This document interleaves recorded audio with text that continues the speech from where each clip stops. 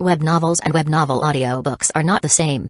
If you simply copy and paste a web novel into an audiobook format, the final result will provide a poor listening experience. That's why I carefully revise every single chapter in this novel to ensure an enjoyable and immersive experience for you. I go through multiple rounds of rewriting and listening to make sure the narration flows naturally, almost as if you were reading it out loud yourself. This is not just a direct copy of the original novel. However, I do acknowledge that I adapted this novel for commercial purposes, so most chapters are paid content. I hope you understand that this does not violate copyright policies. The reason I do all of this is simple: I'm just a big fan. As many of you know, I love listening to web novel audiobooks, and this is one of my personal favorites. The audio speed is set to 3, but if that feels too fast, let me know. If there's a novel you'd like me to turn into an audiobook, feel free to suggest it, and I'll do my best to make it happen. Thank you for your support. It's Admiral Kizaru. Run for it. Run. Get out of here. From Island 1 to 29, the area was lawless. A haven for pirates, bounty hunters, thieves, and smugglers. It was a den of criminals. So, the moment Kizaru appeared, everyone's first instinct was to flee. Hello, this is Kizaru.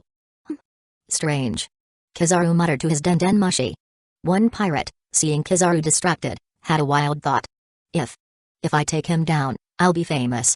Hearing this, another immediately warned him, don't be an idiot. That's the Marine's strongest power.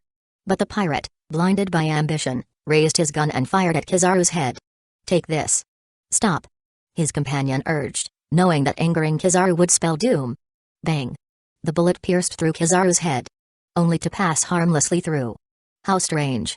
So very strange. Kizaru said nonchalantly. Huh? What? I hit his head for sure. He's definitely a devil fruit user. Guns don't scare him. Run. The two pirates turned to flee. Flash. Kizaru suddenly blocked their path. Just a quick question. I'm looking for someone named Sentomaru. He's my subordinate. Ah. The two pirates spun around and ran. Hey now, I just want some directions. Kizaru chuckled, raising his leg, which began to glow with a brilliant golden light. Zing. Boom. A golden laser beam shot out, striking the massive red tree trunk of Island 27, causing a devastating explosion that severed the entire tree. Ah! The shock wave from the blast sent all the escaping pirates flying. Admiral Kizaru, don't you think that was a bit much?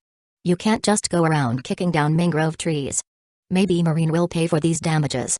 The Marines around him were in shock at Kizaru's extreme approach. Oh my. Maybe that was a bit overboard, Kizaru replied, smiling, as if it were nothing. Watching the distant explosion, Apu muttered, that's reckless. That's the Admiral Kizaru? One of his men urged, Master Apu, we have to run. Fool. Running away is boring. Enemies are for toying with. Apu grinned, unfazed. His men gaped in horror, what are you planning? Island 24. Excuse me. I'm looking for someone. Kizaru appeared in front of Hawkins. Kizaru. Captain Hawkins. You should run. The members of Hawkins' crew were terrified at the sight of the Admiral, urging their captain to escape. But Hawkins, sitting calmly on a crate, reassured them, stay calm, today is not my day to die. Please, Captain Hawkins, escape. One crew member pleaded, knowing the danger of facing Admiral Kizaru. Hawkins took out his cards and laid them down. Chance of defeat. 100%. Chance of escape. 12%. Chance of successful defense. 16%. Kizaru watched, unbothered, as Hawkins drew his cards. Pardon me, but I'm looking for a man named Sentomaru. Chance of survival. 70%. Hawkins sighed, putting away his cards. I don't know him. Ask someone else. Oh, well, if I can't find him, I guess I'll have to settle for you, Basil Hawkins. Kizaru raised his foot and said his famous line, speed is weight. Have you ever been kicked by the speed of light? Boom. Captain. Ah. At that moment, in a port on Area 27, a person suddenly screamed in agony and then collapsed, blood streaming from his head, dead. The people nearby were horrified. Hey. What happened to him? I don't know. His head just exploded by a golden light? Kizaru raised his index finger, and a brilliant golden light shone from it. Zap. A laser shot from his finger, hitting Hawkins. Boom. It's scorching hot. Another man screamed, his body charred as he fell to the ground. From the site of the explosion, Hawkins stood up, looking only slightly worse for wear, seemingly unhurt. Kizaru seemed puzzled. That's strange. As expected, facing an admiral is nerve-wracking, even with 10 lives to spare. Hawkins's arm opened, and 2 small straw dolls fell to the ground. One with its head blown open, the other burned to a crisp. Mad Monk Ridge fell beside Hawkins, while across from him stood a towering figure. It's Mad Monk Ridge and Bartholomew Kuma. Haha. This is bad. So strong. Ridge said self-deprecatingly as he lay on the ground. Looking up, he suddenly spotted Kizaru standing behind him. That's Kizaru. He's already here? Talk about rotten luck. Facing an admiral ahead and 7 warlords of the seas behind. Am I doomed? Not necessarily. I don't see death in your immediate future. Hawkins said. How can you joke at a time like this? Boom. Drake suddenly appeared, knocking down Kuma, who stood back up, unharmed. Kizaru greeted Drake cheerfully. Oh. Rear Admiral Drake. Drake's face turned grim. He didn't want to run into Kizaru here. Ridge rose again, shedding his coat to reveal muscular, growing arms. You gave me quite a beating, but maybe now I'll get a chance to turn the tables. Above, Apu watched the scene with excitement. Wow. This is gonna be one heck of a show. So interesting. His subordinate, however, was less enthused. The situation's gone south. They're all doomed. Chapter 93, Playing with Supernovas. Ridge clenched his fist, charging it with power. You really roughed me up, but the me now is a whole different beast. Kuma. He struck Kuma's body, punched his face, and landed one final blow to the stomach. Boom. Kuma crashed into the wall, but before Ridge could celebrate. Zap. Splat. A laser shot through the wall, piercing Ridge's shoulder. Boom. The laser continued past Ridge's shoulder, blasting apart a house behind him. It's scorching hot. Ridge writhed on the ground, wailing in agony. This is getting out of hand. Even if they're all pirates with bounties over 100 million, taking on 7 warlords of the seas and an admiral is a death sentence. Let's get out of here. We gotta escape the island. Many pirates, who had been watching secretly, began preparing to flee. Drake's expression grew darker. He hadn't expected Kuma's body to pair so well with Kizaru's lasers. The world government had really perfected the pacifistas. Kizaru, noticing Drake's expression, mocked, Rear Admiral Drake. Ah, I mean former Rear Admiral. You're scouting this place, right? Why not test things yourself? The more you know, the more despair you'll feel. All of you rookies better watch yourselves. Because I'm here. Ridge fell as the pacifista targeted Drake, charging forward to throw a punch. Drake's body transformed rapidly, becoming a dinosaur-like creature that grabbed the pacifista's wrist and bit down on its head. The pacifista expressionlessly pressed its hand against the dinosaur's shoulder. Zap. A laser beam shot from the hand. Boom. Gra. Drake screamed in pain. Returning to human form, Drake muttered, "What is your plan?" Ridge, grinning, remarked, "That was eye-opening. And I have no plan." Suddenly, Kizaru's voice sounded behind Ridge. "Didn't I tell you? I'm right here." Startled, Ridge turned, only to receive a brutal kick from Kizaru, sending him flying through multiple buildings. Hawkins wrapped himself in a thick layer of straw, transforming into a massive straw doll. Demon conquering phase. Hawkins jabbed 10 nails at Kizaru with his fingers. These guys over 100 million are all like monsters. So scary. Kizaru said in a mocking tone. Swish. Kizaru vanished, dodging the attack, and reappeared with his fingers inches from Hawkins's eyes. Shing.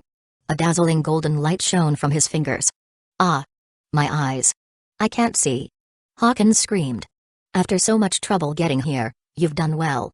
As Kizaru was going to end him. Suddenly, a rhythm of beats sounded from above.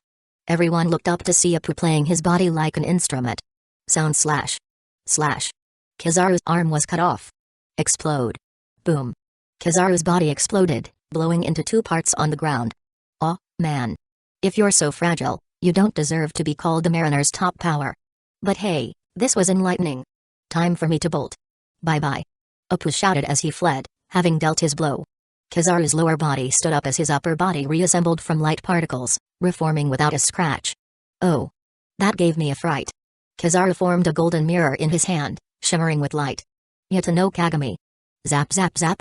A golden beam reflected off nearby buildings, eventually striking Apu.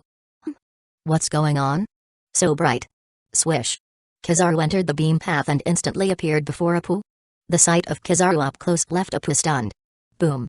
Kizaru kicked Apu, sending him crashing down, destroying the building below. Zap. In midair, Kizaru disappeared, reappearing in front of Drake before Drake could react, his leg already swinging. Boom. Drake's body smashed into the wall. Buzz. Kizaru pointed his finger at Hawkins. Zap. A laser pierced Hawkins's abdomen. Kizaru, taking things seriously, needed only seconds to take down all 4 rookies with bounties over 100 million. Just as he was about to finish Hawkins off, suddenly, crack. A massive bolt of lightning struck down on the pacifista. Boom. Hoa. The powerful explosion sent everyone scrambling in terror. As the smoke cleared, the once indestructible pacifista lay wrecked, sparks flickering from its damaged circuits. Didn't I tell you all to leave? Why are you still lingering here? 2 figures appeared on the rooftop. It was Shizue and Itachi. They had been on another part of the island but had hurried over when they noticed the commotion. That's the captain of the Uchiha Security Division's first squad, Shizue Uchiha. Someone recognized him immediately. Many pirates recognized Shizue's identity. He had recently appeared on the bounty list with an unprecedented bounty of 1.1 billion baileys. A record-breaking sum at the time. Shizue stood with one foot on the roof, looking down at Admiral Kizaru below and shouted, "Hey, Kizaru. Last time, Kitaro stopped us from fighting. How about we settle things once and for all today?" Chapter 94, Thunder vs. Light. Shizue's eyes were filled with a thirst for battle as he stared at Kizaru. In this world, he had yet to truly face a top-tier opponent. This world was brimming with powerful individuals, a system of strength that rivaled the shinobi world. He was eager to test his own abilities here, and a Marine Admiral was the perfect target. What? Is he insane? How dare he provoke an Admiral? Does he not know how those supernovas with over 100 million Bailey bounties got obliterated? Earlier, several supernovas, each with bounties over 100 million, had shown off various powerful abilities.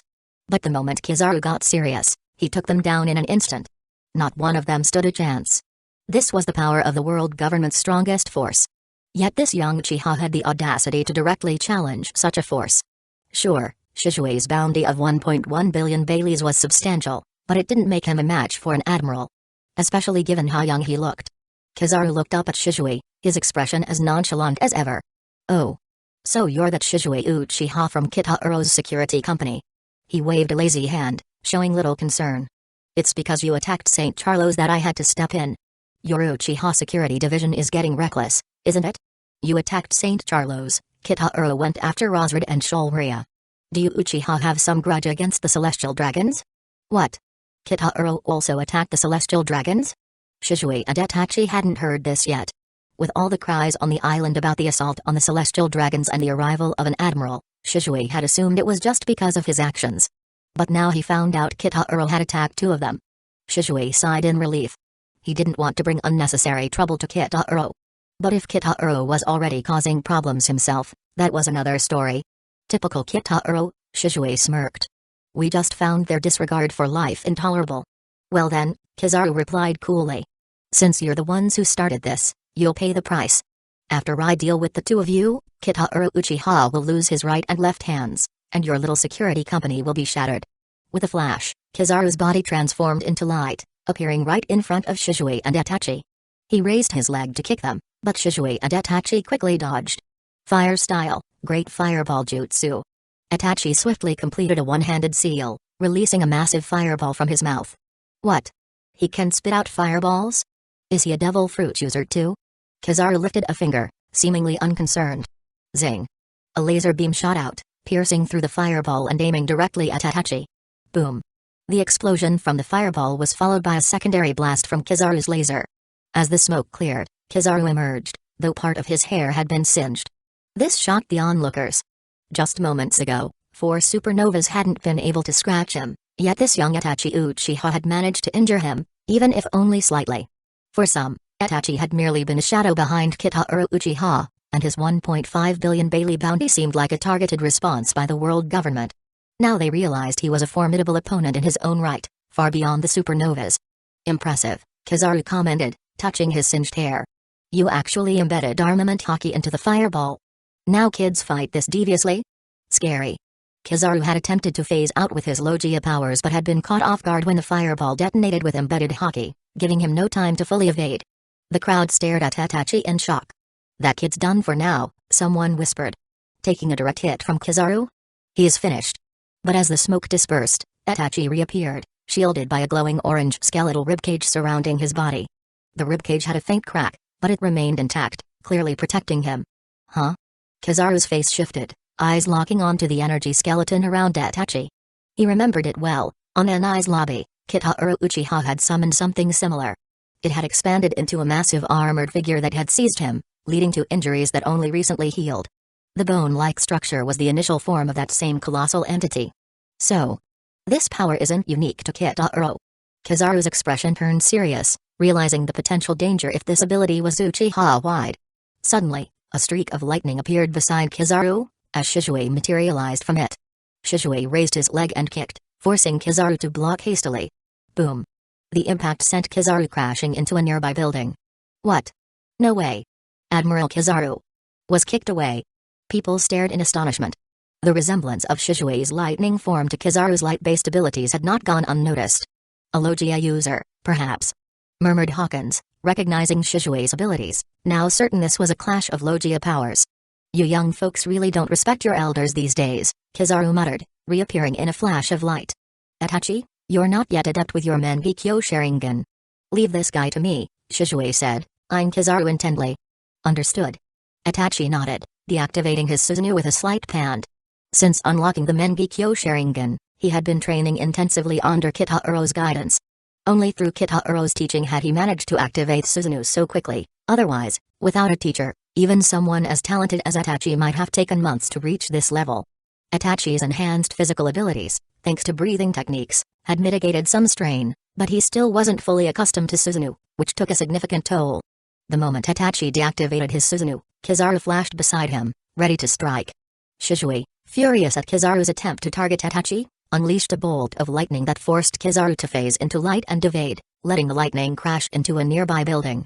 Your opponent is me, Shizue said coldly, his body now enveloped in a fierce blue chakra, crackling with electricity. This was the lightning-style chakra mode, learned from the Fourth Raikage. After seeing it demonstrated by Kitahiro, Shizue had persuaded him to teach it. The lightning-style chakra mode boosted Shizue's speed and strength, further enhanced by his Mangekyo Sharingan's perception. Then, a lightning-like tattoo appeared on Shizue's forehead. A Demon Slayer-style mark. The mark, triggered when the body temperature reached 39 degrees Celsius and the heart rate exceeded 200 BPM, boosted his physical abilities tremendously. Shizue had awakened it through Kitahiro's resonance, and despite the usual life-shortening effects, Shizue's modified ninja physiology minimized the risks. Kitahiro had said that someone would solve that for them in the future, so they trusted. Of course, the person Kitahiro meant was Orochimaru. Crackling with power, Shizue activated the true power of the thunder-breathing jutsu. With the ground breaking apart under him from sheer power, Shizue launched forward, the ground splintering like a meteor impact beneath his feet. Shizue's body shot forward, closing the distance between himself and Kizaru in an instant. So fast. Despite his guard, Kizaru hadn't anticipated Shizue's extraordinary speed and quickly raised his arms to block. Boom. Boom. Boom. With a single punch, Shizue sent Kizaru hurtling backward, smashing through multiple buildings. What? Kizaru got sent flying again. So, it wasn't just a fluke before? Witnesses who'd earlier seen Kizaru split in two by Appu's attack had assumed Kizaru was simply caught off guard. But now, Shizue's sheer speed was leaving everyone stunned. Zing. A golden laser beam shot toward Shizue, but he raised a finger and fired a bolt of compressed lightning. Kaboom. The golden laser collided with the blue-white lightning, creating a massive explosion that sent spectators sprawling. Whoa. Kizaru's figure reappeared in midair. Yasukani no Magatama. Crossing his arms, Kizaru unleashed a barrage of blinding, golden light bullets. Shizue deftly dodged. Boom. Boom. Boom.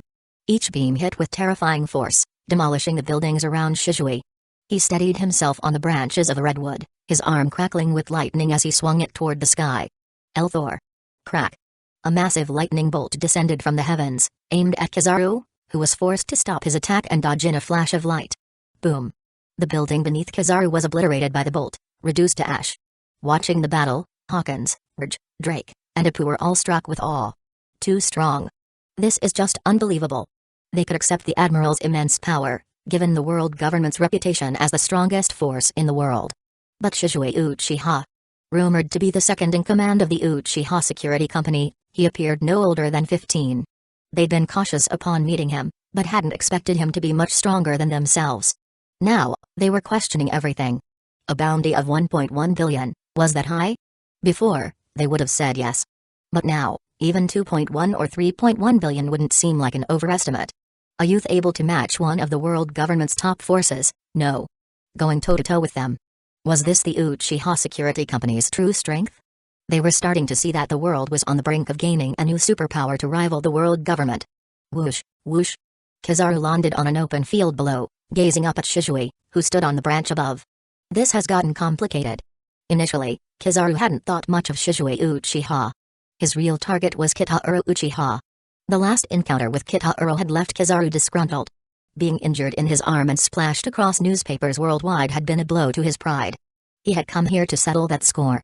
But the supernovas, those rookies, were just incidental targets. Who would have guessed he'd meet resistance from Shizue Uchiha? Though Shizue wielded Rumble Fruit, another powerful Logia ability like his own, Kizaru had assumed his own experience would put him a cut above. Yet, Shizue wasn't merely relying on his Devil Fruit's power.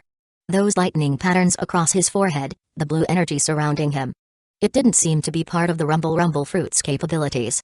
Kizaru clenched his right fist, placing his left hand over it as he slowly drew his hands apart. A Mano Morakamo sword. In his hands, he formed a dazzling sword of light. The time for games was over. If he couldn't even handle Shizue, his reputation as Admiral Kizaru would be a joke among pirates.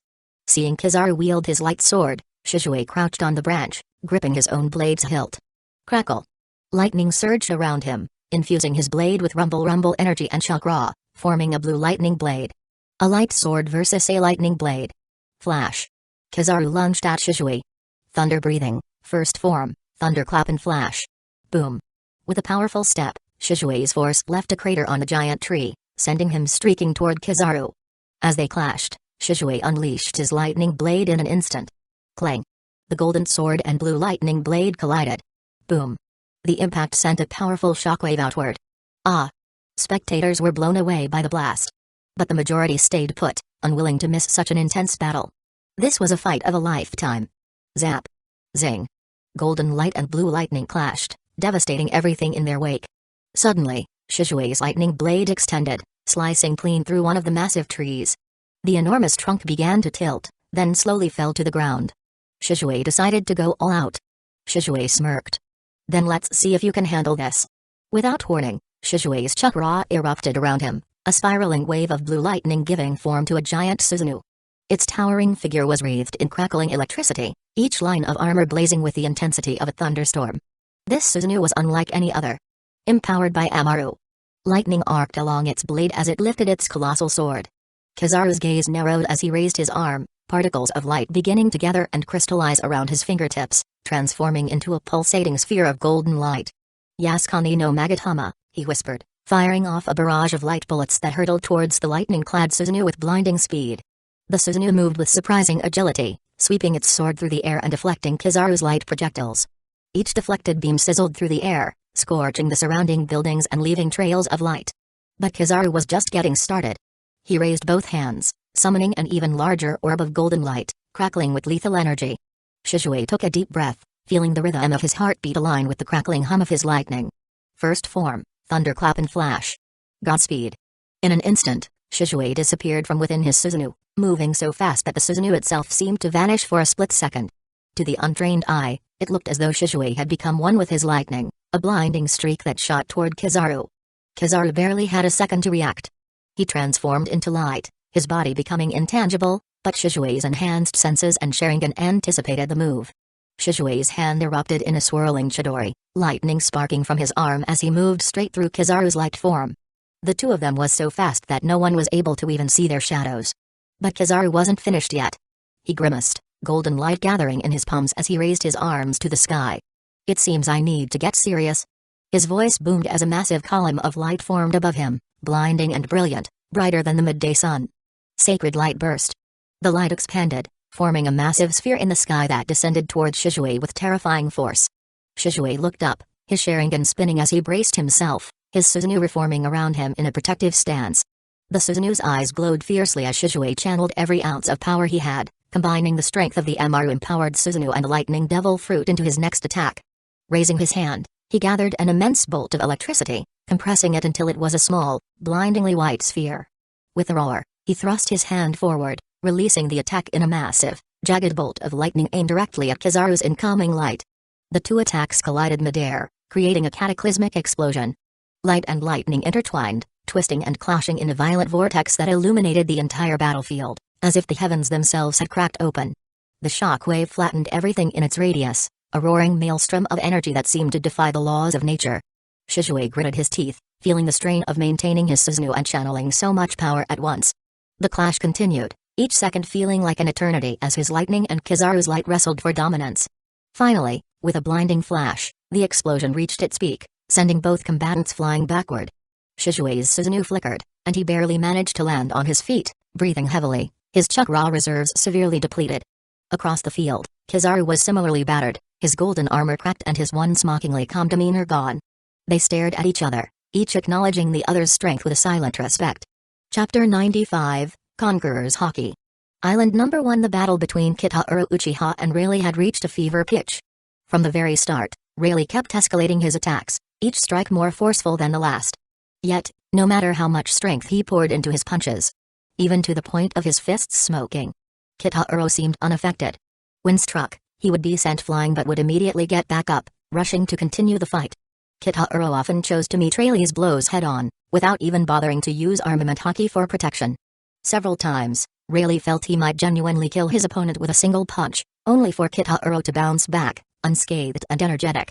This vitality, Rayleigh thought to himself, it's on par with Kaido of the Beasts, the so-called strongest creature in the world. Though Rayleigh was still robust for his age, he couldn't deny his advancing years. He found himself unwilling to continue the exhausting clash. Never in his life had he imagined there would come a day when he'd grow too tired to keep hitting someone. A thought flickered through his mind, he should convince Kitahiro to give up. After all, Conqueror's Hockey was an innate gift. It couldn't be learned. What Kitahiro referred to as mental energy might mimic the power of Conqueror's Hockey, but resemblance wasn't reality. Rayleigh launched another punch, only for Kitahiro to meet it with his own tightly clenched fist. Crackle. A black arc of lightning erupted around their fists. This is... Rayleigh's pupils contracted.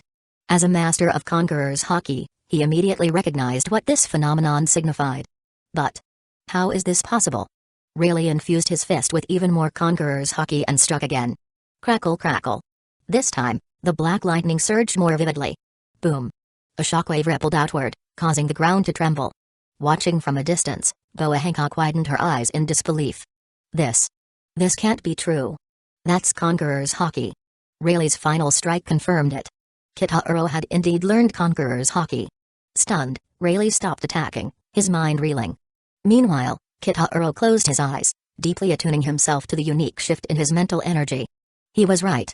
This was a transformation in the nature of mental energy, akin to how chakra could manifest as wind, fire, water, earth, lightning, yin, or yang. Armament hockey stemmed from physical energy's transformation. Observation hockey resulted from a blend of physical and mental energy.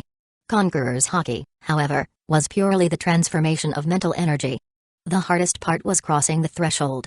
But once through, everything fell into place. Kitahiro's mental energy cascaded like dominoes, triggering a chain reaction of transformation. You've really learned Conqueror's Hockey? Rayleigh asked, still struggling to believe it. Kitahiro slowly opened his eyes, offering no response. Crack crack. The skies above abruptly darkened as black lightning arced around Kitahiro's body. A terrifying wave of pressure radiated outward, centered on him. The surrounding waters of the Sabati archipelago churned violently, massive waves crashing as if the island itself were trembling. Thud thud thud. Nearly everyone on the archipelago felt an overwhelming dread seeping into their hearts, collapsing into unconsciousness with foaming mouths. Even on a marine battleship approaching the island, nearly all aboard fainted. Garp-san, what's happening to them? Kobe asked in a panic. Garp, his expression grave, looked towards Sabati. Another supreme conqueror has emerged. Island number 26. That's Conqueror's Hockey? Who is this? So strong. Maybe the rumors of red-haired Shanks is true? Trafalgar Law gritted his teeth, struggling to resist the onslaught. In the world of pirates, no one's Conqueror's Hockey rivaled Shanks. Other than him, who could possess such overwhelming power? The sheer magnitude of the hockey brought all battles on the island to a halt. Even Kizaru and Shizue stopped their fight, both turning toward the source of the pressure. What? Terrifying energy, Kizaru muttered, frowning as he glanced toward island number 1. Who could it possibly be? Nearby, X-Drake recognized the phenomenon instantly. This is Conqueror's Hockey. But at this level, it's monstrous. On the sidelines, Raja's usual grin turned stiff as he muttered, this island's seen more action in 1 hour than I've witnessed in my entire life. Hawkins, meanwhile, remained silent, but his mind raced with an unsettling suspicion.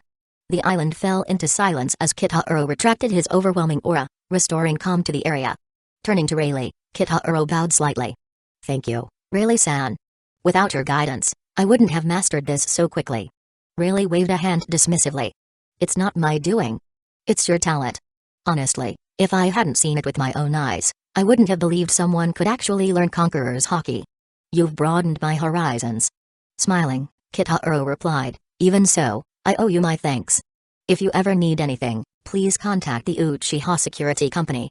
I'll assist you without question." Rayleigh chuckled. "In that case, I won't hesitate." As the former first mate of the Pirate King, Rayleigh had seen his share of wonders, but Kitahuro was something else entirely. That aura just now.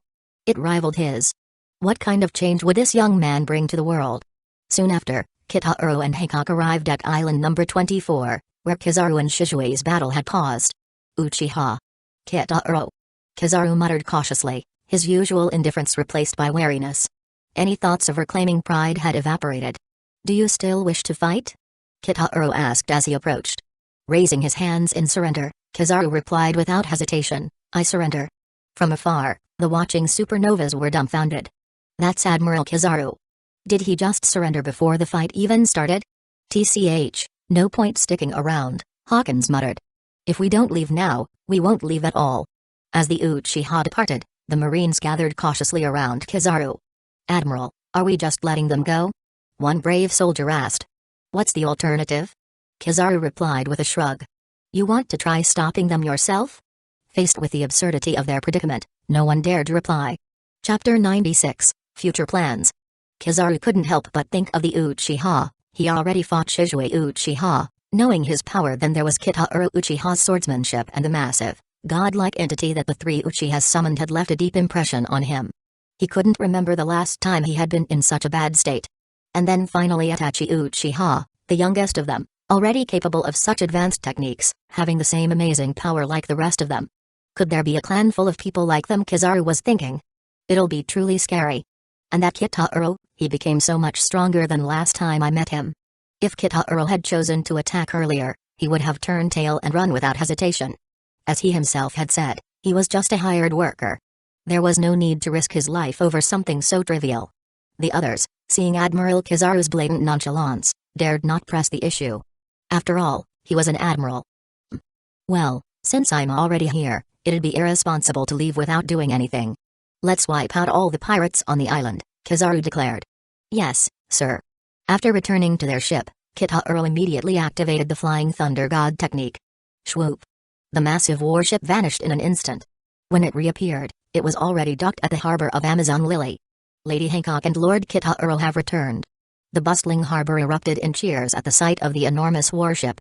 The past slave, who was a free man now, was utterly baffled. Hadn't he just boarded the ship? How had he arrived in a completely unfamiliar place in the blink of an eye? The Empress was escorted back to Kuja Castle by her warriors, while Kitahuro and his team returned to the Uchiha clan's resident. Kitahuro, who was this? Fugaku Uchiha, the clan leader, noticed the unfamiliar, towering figure Kitahuro had brought back. It was impossible not to be curious. "His name is Strongbaloo. I saved him. From now on, he'll be an employee of the Uchiha Security Company. Introduce yourself." "Hello, everyone. I'm Strongbaloo. It's a pleasure to meet you," he said, slightly nervous. "An employee?" Fugaku was puzzled. Wasn't the security company staffed entirely by clan members? Why recruit outsiders?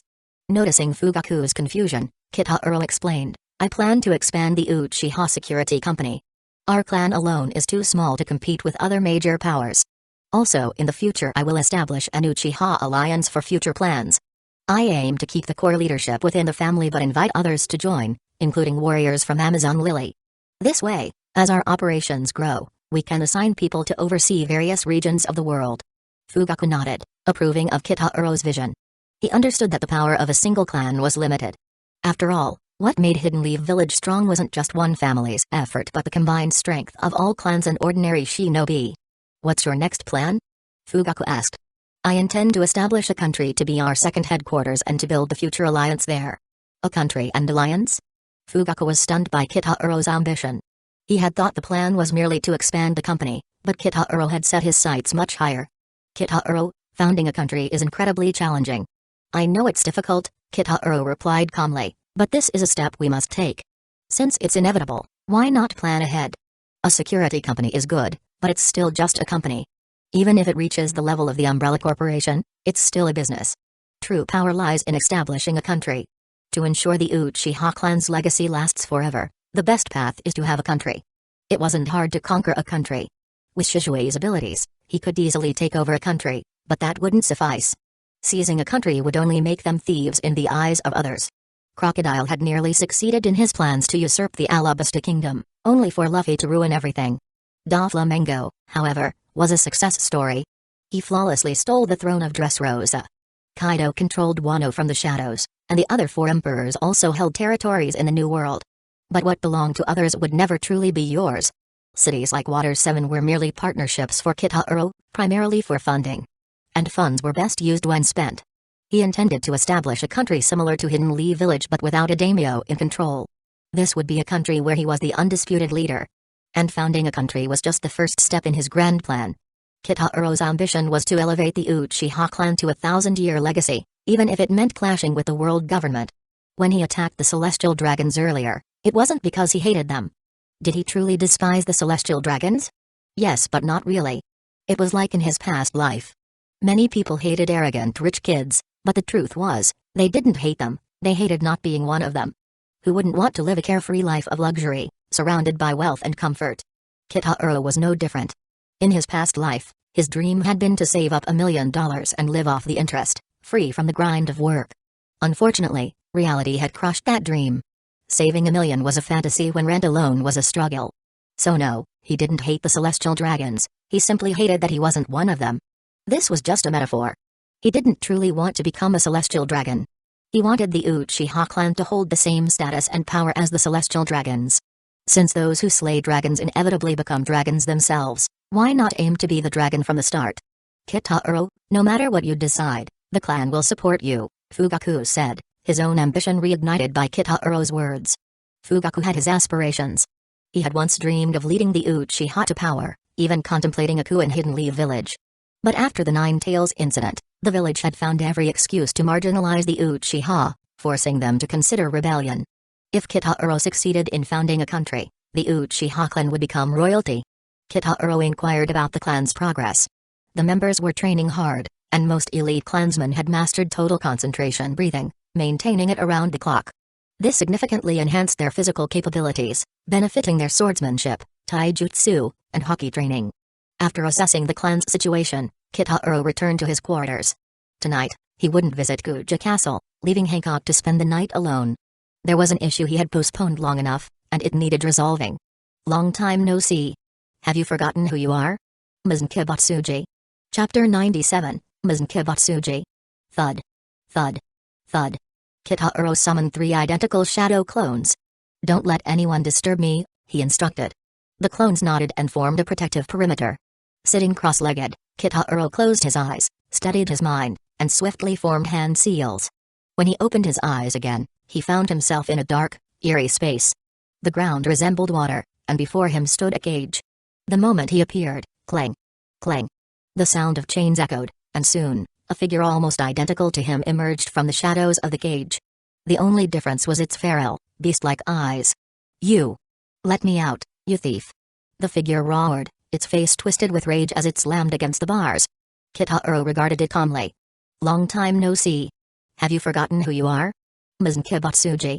Mizunkibutsuji, the ultimate antagonist of Demon's Lair, the progenitor of all demons, and a being with near mortality. No matter the injury, Mizun could regenerate almost instantly. He was practically unkillable. Except by sunlight. Capturing and sealing Mizun within himself had been Kitahiro's greatest achievement in the Demon Slayer world. Using his Mangekyo Sharingan, Kitahiro had crossed into the Demon Slayer world, where he mastered every breathing technique, including the original and strongest. Sun breathing. These skills significantly strengthened him, laying a solid foundation for his conquests in the ninja world. But what truly held the most value in the Demon Slayer world wasn't the breathing techniques. It was Mizunkibutsuji. Mizun's immortality and regenerative abilities were priceless. After defeating Mizun, Kitahiro used sealing techniques to trap him within his own body, much like Naruto carried the Nine Tails. However, Mizun wasn't one to submit willingly. Over time, he attempted to infiltrate Kitaro's consciousness, seeking to take control. But this was all part of Kitaro's plan. By deliberately loosening the seal, he absorbed Mizen's abilities, gaining traits like accelerated regeneration and limb regeneration. Initially at the level of a basic demon, but eventually surpassing even the upper moons. Now, Mizen's persistent infiltration had left his own consciousness blurred, and he was losing his sense of self. Kitaro's mind had grown incredibly resilient from years of battling Mizen Kibutsuji's influence.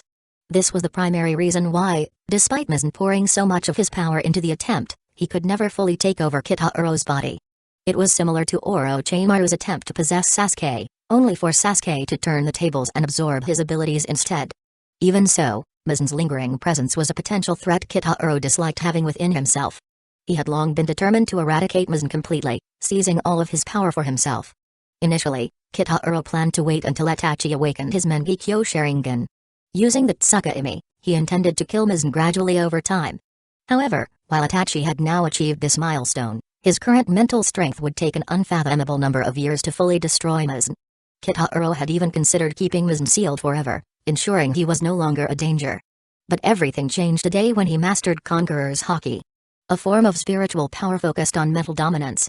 After releasing his Haki on the Sabati archipelago, Kitaro swept away Mizen's infiltrating will within his own body in one decisive strike. In that moment, his mind became clear, unclouded. Yet it was only after clearing his consciousness that Kitaro realized how deeply Mizen's subtle influence had affected him. Over the years, Mizen's insidious presence had gradually altered Kitaro's temperament, making him colder and more bloodthirsty. A fact even Kitaro himself had failed to notice. Kitaro had thought of dominating the worlds because of that, now he made his direction to build an alliance for all worlds. Upon freeing his body of Mizen's taint, Kitaro reflected soberly, in great dreams, who wakes first? Throughout this life, I alone know myself. Now fully aware, Kitaro knew it was time to deal with Mizen once and for all. This lingering threat could not be ignored any longer. In the prison where Mizen Kibutsuji had been sealed for 6 years, the demon began to mutter, his crimson eyes sharpening with clarity. Mizen Kibutsuji. Mizen Kibutsuji. Then his voice grew resolute, yes. That's right. I am the progenitor of all demons. Mizen Kibutsuji. As Mizen spoke, his appearance began to shift, transforming back into his original form as seen in Demon's Lair, jet black, wavy hair, a tall and slender build, paper-white skin, and deep crimson eyes. Mizen raised his head, his icy gaze filled with killing intent as he stared at Kitaro and uttered his name. Uchiha. Kitaro. Through the memories embedded in Kitaro's cells, Mizen had learned of his identity. An otherworldly traveler, capable of astonishing feats. It explained why Kitaro was so powerful. Yet, no matter who Kitaro truly was, it didn't diminish Mizen's hatred. For the first time in his existence, Mizen had been imprisoned. And for 6 agonizing years. This humiliation burned into his soul. Recognized me at last? Kitaro asked with a smirk. Mizen glared at him warily. What do you want? Why are you here? Their last battle was etched into Mizen's memory. Despite Kitaro being only 12 years old, he had single-handedly stormed Infinity Castle, massacred all of Mizen's subordinates, and sealed him in this prison. The boy had grown into a man now, and Mizen instinctively knew he was far more dangerous. To set you free, of course. Kitaro said, grinning. Free me? You, of all people, would never do something so kind. What are you plotting? Mizen's voice was laced with suspicion. He viewed Kitaro as the most cunning and deceitful individual he'd ever encountered in over 1,000 years. Feigning indignation, Kitaro replied, You wound me, Lord Mizen. I simply want to let you go. After all, if I let you keep festering inside me, I might lose myself entirely. To avoid becoming another version of you, my only choice is to release you. Surely, you'll be magnanimous enough to overlook my past actions? Ridiculous. Mizen sneered, though he didn't doubt Kitaro's reasoning. To have resisted his infiltration for so long was a miracle in itself. Well then, Kitaro said, stepping forward, time to undo the seal. He reached out and tore away the talisman that bound Mizen. Chapter 98, Goodbye, Mizen. Crack. Crack. With the seals undone, the restraints on Kibutsuji Mizen shattered, dissolving into nothingness. The prison doors disintegrated as well, vanishing into the void. Moments later, Mizen stood before Kitaro, a dark grin spreading across his face. I've finally escaped that accursed seal. Mizen exclaimed with a mix of rage and euphoria. The years spent sealed away had pushed him to the brink of madness. His attempts to erode Kitaro's will had, in turn, caused significant erosion of his own. Not only that, Mizen seethed, That wretch must have tampered with the seal to constantly torment me before. Ha ha ha ha ha ha. I, Kibutsujima's, have finally broken free from that hellish prison. As his triumphant laughter echoed, Kitaro's calm voice interrupted him. Enough. If you're alive, leave. This is my body. You're not welcome here. Mizen's laughter stopped abruptly as he locked eyes with Kitaro. Leave? To what? Certain death? Do you think I'm unaware of your little scheme? The moment I step outside, you'll expose me to sunlight and obliterate me. Then, a wicked grin appeared on Mizen's face. But now I see. The very thing I've sought for centuries is right in front of me. Do you think I'll just walk away? Mizen's quest for immortality was always hindered by the sun, a fatal flaw he sought to overcome. He had spread his blood far and wide, creating demons in the hope that one of them would evolve to withstand sunlight. If he could devour such a being, he would achieve perfection. And now, standing before him was Kitaro Uchiha, a perfect specimen. A being who had consumed his blood and yet could walk in sunlight without issue. Kitaro's very existence was the answer Mizen had sought for centuries. Moreover, Kitaro possessed extraordinary power. Mizen knew that devouring him would grant him eternal life and unparalleled strength. But here, in this realm within Kitaro's body, the battle would hinge on spiritual willpower. An area where Mizen, with his centuries of life, considered himself invincible. Swish. Mizen's arm extended rapidly, transforming into a whip aimed straight at Kitaro's eyes. Snap. Just as the attack was about to land, Kitaro caught it effortlessly. Predictable. I knew you'd do this. But don't think I released you out of kindness. Since you've made the first move, I won't hold back either. With a powerful tug, Kitaro pulled Mizen toward him. What? Mizen, overwhelmed by the force, was yanked off balance and sent hurtling toward Kitaro. Bam. Kitaro's punch exploded against Mizen's head, causing it to burst like a watermelon. Splat, splat. In mere moments, Mizen's neck regenerated, and a new head emerged. You. Impossible. Mizen's disbelief was evident. In this domain, Mizen believed himself invincible. Yet, Kitaro had just shattered his head with ease. Nothing impossible about it, Kitaro replied.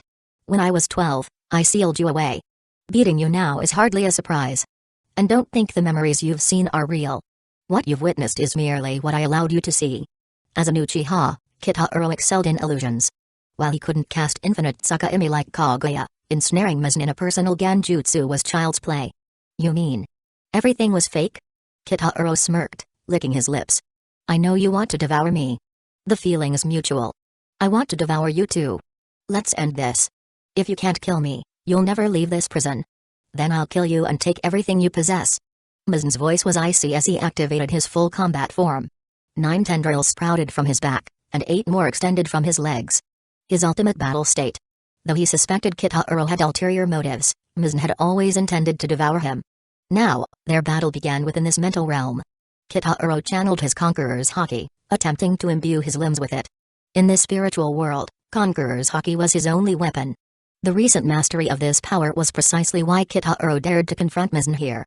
Initially, controlling it was challenging, but as the fight progressed, he grew more adept. Boom.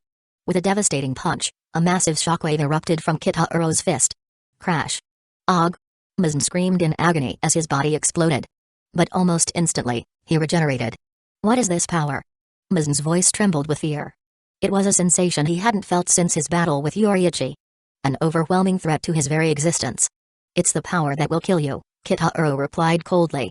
Boom. Another punch, imbued with Conqueror's Haki, struck Mizen.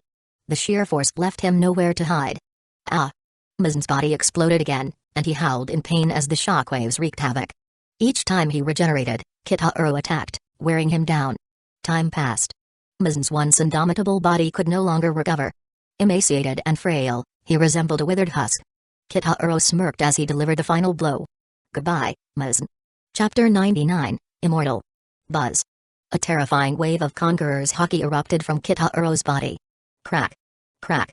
Black lightning crackled all around him, its energy lashing out. The overwhelming Haki surged over Mizen Kibutsuji's body, causing it to disintegrate into ash, just like how demons perish when struck down. Before long, Mizen was completely obliterated, his existence erased from the world. Outside, Kitaro opened his eyes, feeling a boundless vitality coursing through his body. Whoosh! Kitaro appeared in the Sky Island, flying at breakneck speed straight upward. Soon, Kitaro ascended to an altitude of 100,000 meters, nearly breaching Earth's atmosphere. It was a place inhospitable to humans, yet he remained unaffected. This feeling. It was as if he could fight for 10 days and nights without the slightest trace of fatigue. He even felt that, no matter how badly his body was torn apart, he could regenerate instantly. Such abilities, in the context of Eastern cultivation, would be traits only a martial saint could possess. Beyond endurance and regeneration, Kitaro's strength, speed, reflexes, and perception, all his basic attributes, had undergone tremendous enhancement. This is amazing. Feeling the dramatic changes in his body, Kitaro's lips curled into a smile. The smile grew wider and wider until he finally couldn't hold it back anymore. Ha ha ha ha. The sheer joy of eliminating the threat of Mizan and gaining such immense power made Kitaro ecstatic. Dismissing the lightweight rock jutsu, Kitaro spread his arms wide and let himself free fall. Under the force of gravity, he plummeted like a meteor toward the earth. The friction with the air generated intense heat, engulfing his body in flames. Boom.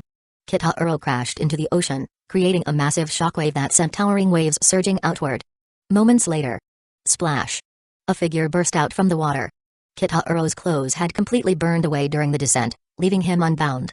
Without the constraint of clothing, he felt an unparalleled sense of freedom. It wasn't the thrill of increased power but a profound emotional resonance. A sensation of breaking free from the shackles of mortality. Humans are destined to face life and death. Life may be unfair, but death treats everyone equally. For the lucky, a life of 70 or 80 years flashes by in a blink. At most, one might experience 7 or 8 decades before reaching the end. For the unlucky, life might be snuffed out at birth. Disease, disaster, accidents, war. Countless threats constantly lurk to claim a person's life. Mortals instinctively fear death. Even Mizunkia Butsuji, the progenitor of demons who had lived for over 1,000 years, was obsessed with living even longer. Kitaro was no exception.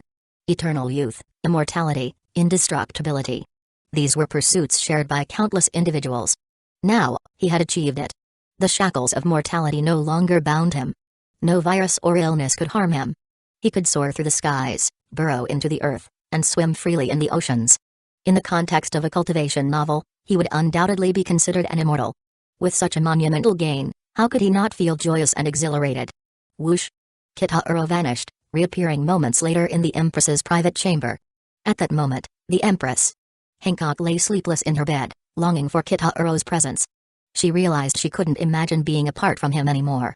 She wanted to go find him but refrained because he had said he was dealing with something important and shouldn't be disturbed.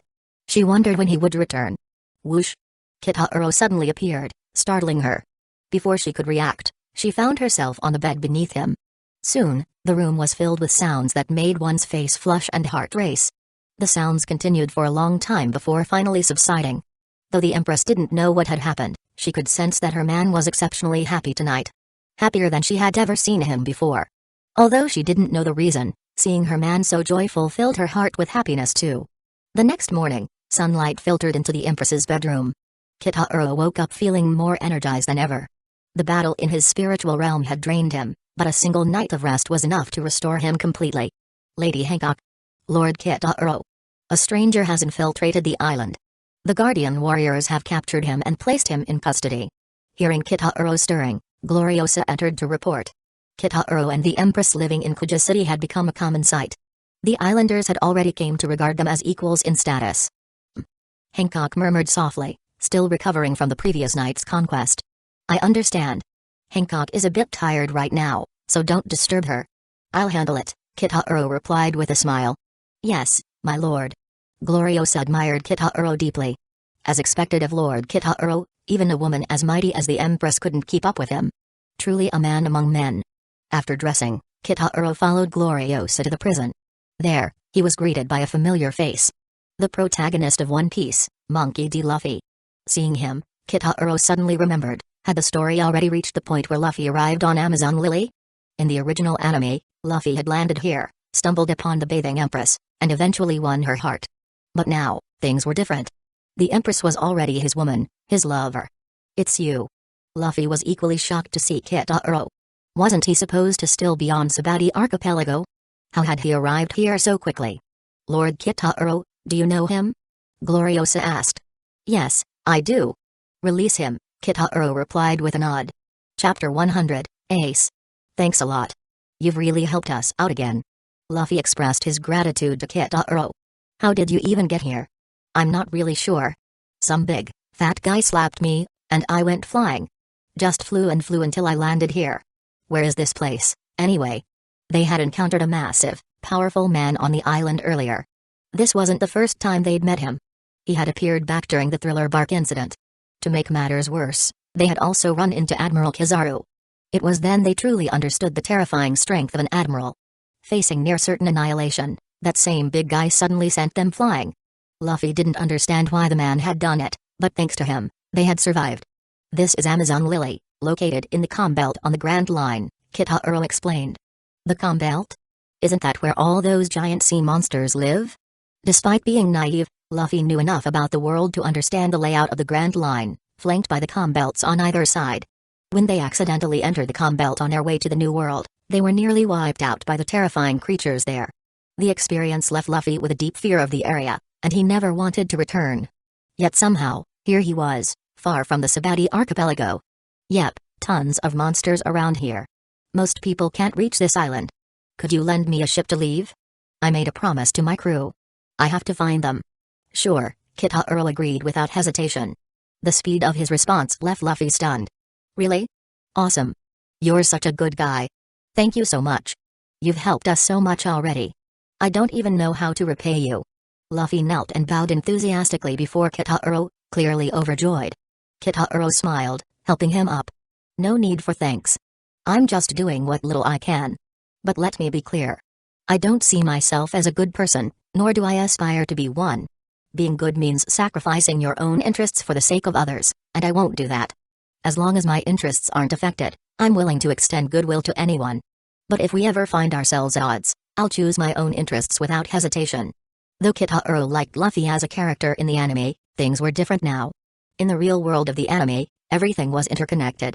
For example, during the Ninetales attack on Hidden Leaf Village, Kitahuro knew what would happen and even admired the fourth Hokage. But when his own interests were at stake, he chose to stand by and watch. He wasn't a saint. In fact, he detested saints. If Luffy ever became his enemy, Kitahuro wouldn't hesitate to kill this fate-blessed protagonist. But now Luffy was the strongest weapon against the world government. Luffy scratched his head, puzzled. I don't get what you're saying, but you're helping me now, and that's enough for me to be grateful. If we end up enemies in the future, that's a problem for later. I'm glad you think that way. Let's go. I'll take you out of here now. Before Luffy could react, Kitahuro grabbed his shoulder. Whoosh. In the blink of an eye, their surroundings changed. They were now inside a building. Wait. Where are we? Luffy looked around in confusion. This is somewhere you've been before, Water 7, Kitahuro replied calmly. Water 7. Luffy dashed to the window, peering outside. Sure enough, the familiar scenery of Water 7 greeted him. EHH? What? Luffy was utterly flabbergasted. First, a giant man had smacked him to an island in the Calm Belt, and now, he was instantly back in Water 7. He remembered something. Back at Enai's lobby, Kitahuro had also brought them back to Water 7 in an instant. How did you do that? It's called the Flying Thunder God Jutsu. It's pretty much teleportation, Kitahuro explained. Luffy's eyes sparkled with excitement. Teleportation? That's so cool. Just then, several figures appeared, kneeling on one knee before Kitahuro. President. The members of the Uchiha security company treated Kitahuro with even more respect they would treat a Hokage or their clan leader. Though Fugaku Uchiha was still the clan leader, his abilities paled in comparison to Kitahuro's, both in power and leadership. After introducing techniques and wealth that had dramatically improved their strength, Kitahuro had become their unquestioned leader. If Fugaku's orders ever conflicted with Kitahuro's, they would prioritize the latter without hesitation. How are things here? Kitahuro asked Itachi, who had been managing Water 7. Everything is stable. Ever since Captain Shizue fought Admiral Kizaru at Sabati, no one has dared cause trouble here. Itachi's voice carried pride. The Uchiha clan had risen to prominence, and their strength was the talk of the world. President, have you heard? The world government has announced the public execution of Fire Fist Ace, a key member of the Whitebeard Pirates. Kitahuro had yet to reply when Luffy froze. Who? Did you just say? Fire Fist Ace, 2nd Division Commander of the Whitebeard Pirates. Luffy paled. Ace is going to be executed? Even with the Uchiha's presence, fate scares continued to turn. Kitahuro feigned ignorance. What's going on? Apparently, a pirate named Blackbeard captured Ace and earned the title of Warlord of the Sea. Now, the government plans to execute Ace publicly to provoke a war with Whitebeard. Ace. He is my brother. Ace is my brother. Luffy shocked everyone present. I had no idea he'd been captured. How could this happen? Isn't there any way to save him? Luffy cried.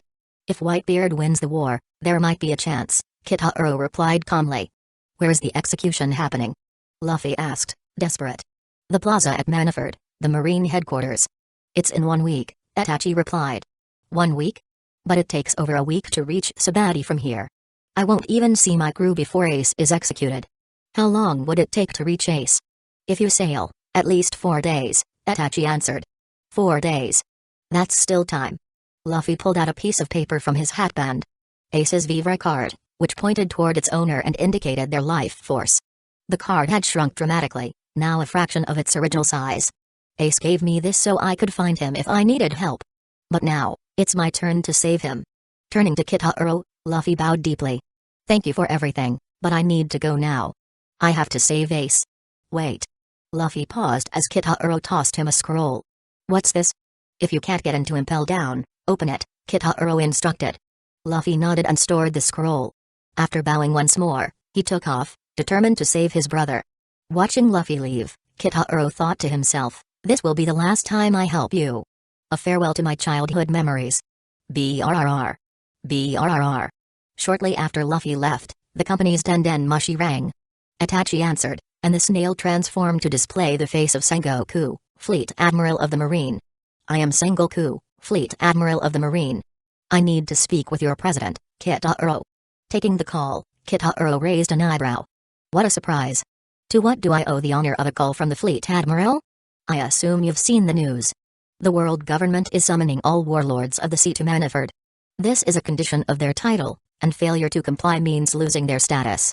If you're looking for Hancock, I can ask her, but no promises. Sengoku knew Kitaro was deflecting. With the Uchiha's presence, Hancock no longer needed the warlord title to protect Amazon Lily. Sengoku cut to the chase. This isn't about the pirate empress. I am here on world government business. You once said you'd take on any job for the right price. Does that offer still stand? The request stunned everyone, including Kitaro. They were still technically enemies of the government, with bounties on their heads. Recovering quickly, Kitaro smirked. If it's business, I'm listening. What's your offer? You and Shizui. 2 billion Baileys. Chapter 101, Sengoku, hiring Uchiha. Gulp, gulp. Everyone instinctively swallowed hard, utterly stunned by Fleet Admiral Sengoku's sheer generosity. Even Kitaro Uchiha was caught off guard. Is this how rich people flaunt their wealth? 2 billion Baileys. All this, just for taking on a single mission? Converted to the ninja world's currency, that's around 5 billion Ryo. If you think of it in terms of Earth, that's a $500 million. Kitaro was no stranger to money anymore. After all, he'd plundered the City of Gold, brought back the Golden Bell, and signed a 10-year security contract with Water 7, worth 6 billion Baileys annually for the Uchiha Security Company. But that was an annual fee, and Sengoku was offering 2 billion upfront for one job. Kitaro Uchiha, do you dare take it on? Sengoku challenged. Why not? Of course, I dare. Turning down money like this would just be stupid. Kitaro responded confidently. Hearing this, Sengoku was taken aback. You're saying you'll take the job? Yep, but let me be clear. The Uchiha Security Company is a security company, not an assassin service. If you're asking me to directly go after Whitebeard or something, I won't do it. No, you won't need to deal with Whitebeard directly. Good, then I've got no issues. Consider the job accepted. Very well. There will be a strategy meeting tomorrow at the Holy Land, Mary Jo Eyes. You, Boa Hancock, and Shizue Uchiha will be expected to attend. No problem. Maniford, Marine Headquarters. Fleet Admiral Sengoku hung up the call. A subordinate hesitantly asked, Fleet Admiral Sengoku. Did Kitaro Uchiha actually agree? Sengoku nodded. Yes. He'd heard from Garp that Kitaro Uchiha once claimed he would take on business from both pirates and the world government alike. At first, Sengoku dismissed it as the arrogance of a brash youth. To be honest, he had only reached out to the Uchiha Security Company on a whim. He never expected the young man to actually accept the job. Was it sheer confidence, or was Kitaro just a reckless rookie unafraid of danger? This fills 6 of the 7 warlord seats. We're still 1 short, Sengoku muttered. What about the one locked up? Has he calmed down yet? The subordinate shook his head. No, He's still adamantly opposed. I thought he'd be the most cooperative. Who knew he'd cause such a ruckus here? That damn Jinbe. Sengoku sighed but waved it off. Still, whether he agrees or not doesn't matter anymore. With the Uchiha Security Company on board, this operation is practically foolproof. But Fleet Admiral, the subordinate ventured cautiously, can the Uchiha Security Company really be trusted? This seems like a risky move. And let's not forget, Saint Rosrid among the Celestial Dragons surely won't let this slide. The subordinate's concerns were valid. Kitaro Uchiha, along with the Uchiha Security Company's 1st Division Captain, Shizue Uchiha, boasted strength that was off the charts. Kitaro had already made his mark at Enai's lobby, where he single-handedly fought 2 Marine admirals. His exploits had catapulted the name Kitaro Uchiha, the Uchiha Security Company, and the Uchiha clan into global fame. Shizue, for his part, had faced Admiral Kizaru at the Sabati archipelago in a battle so fierce it destroyed several of the island's iconic mangrove trees. His fight, captured by daring reporters, had made him a household name. The world quickly realized that the Uchiha Security Company was not just about Kitaro. Shizue, too, was a force to be reckoned with. The company's elite security personnel had also started gaining recognition, further solidifying its reputation. The Uchiha Security Company was no longer just a rising power. It was a force on par with the 4 emperors. This meteoric rise baffled the world. It was as if a new emperor-level faction had appeared out of thin air. As rumors about the Uchiha spread, so did information about their unique bloodline trait, the Sharingan. Reports revealed its abilities, such as heightened perception and hypnotic powers, as well as their mastery of techniques resembling elemental devil fruit powers. An entire clan with abilities rivaling devil fruit users. It was no wonder they inspired both awe and fear. Sengoku calmly addressed the concerns. Compared to the 7 warlords, the Uchiha Security Company is far more reliable. As a security firm, their business depends on their credibility. Without trust, who would hire them? Who would believe in their services? Ah. I see now. Just then, another Marine rushed in with a report. Fleet Admiral Sengoku. Urgent news. In the Sabati archipelago incident, Admiral Kizaru captured 500 pirates in retaliation. Impel Down is overwhelmed. Then send them to do hard labor. Unless it's related to Whitebeard, don't bother me. Sengoku barked. That Kizaru. He promised to handle the situation, yet it only ended up amplifying the Uchiha Security Company's fame. Now, everyone knew the company boasted 2 admiral-level fighters. Also, Saint Rosrid of the Celestial Dragons is demanding accountability for the Navy's incompetence. Let the admirals deal with him. Sengoku snapped. He had no time for politics. His focus was on the impending battle with Whitebeard's pirate crew. The Uchiha Security Company's involvement was also strategic, ensuring the public execution would proceed without issue while preventing the company from stirring up trouble during the war. Where's Garp? Vice Admiral Garp just left for Impel Down. Sengoku's face darkened. That old fool. What's he doing gallivanting around at a time like this? Suddenly, a naval intelligence officer burst into the room, panic written across his face. Fleet Admiral Sengoku. Bad news. What now? Whitebeard. He's on the move. Chapter 102, arriving at Mary Joyce. Have we finally received the report from the surveillance ships? Patch them through. I'll question them directly. Sengoku had prepared for this moment long in advance. To prevent a sneak attack by the Whitebeard pirates, he had deployed a large fleet of surveillance ships to monitor their every move. It's not that, sir. All 23 Marine ships assigned to monitor the Moby Dick's movements have gone silent as of just now. What? Sengoku's face contorted in shock. It seems other pirate crews in the New World are also mobilizing. As things stand, we have no way of determining the scale of their assault, their timing, or even their target. We've completely lost track of them. Bang. Sengoku slammed his fist onto the desk in frustration. We've been played. Have they already begun their operation? And we have no idea where their attack will come from. Alert all personnel. While Ace remains in custody, there's a strong likelihood that Whitebeard's forces will strike at Impel Down. Yes, sir. Meanwhile, in Water 7. Uchiha Security Company Headquarters President, Inari Uchiha voiced his concern. Are we really accepting this?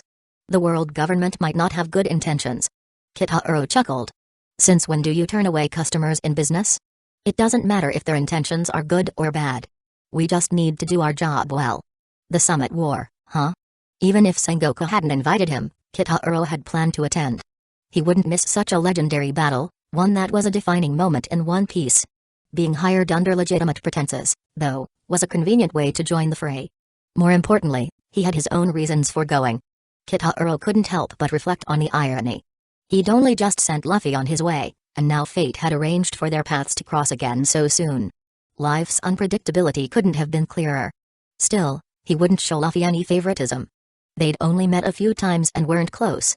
He'd already done what he could to help. And some things he probably shouldn't have. He owed Luffy nothing. I'll head out first. You all stay here, keep everything secure, and don't slack on your training. The Uchiha clan has greater and stronger challenges ahead, and all of you are the foundation of our strength. Yes, sir. Kitaro, once the captain of the Hidden Leaf Village police force, carried that same authority here. His subordinates, many of whom had served under him before, held him in high regard. Through their exposure to this world, they had come to understand its turmoil. The conflicts here were more frequent and far more brutal than those in the ninja world. Back in Hidden Leaf Village, they lived in relative peace. Barring rare events like the Nine-Tails attack, daily life was tranquil.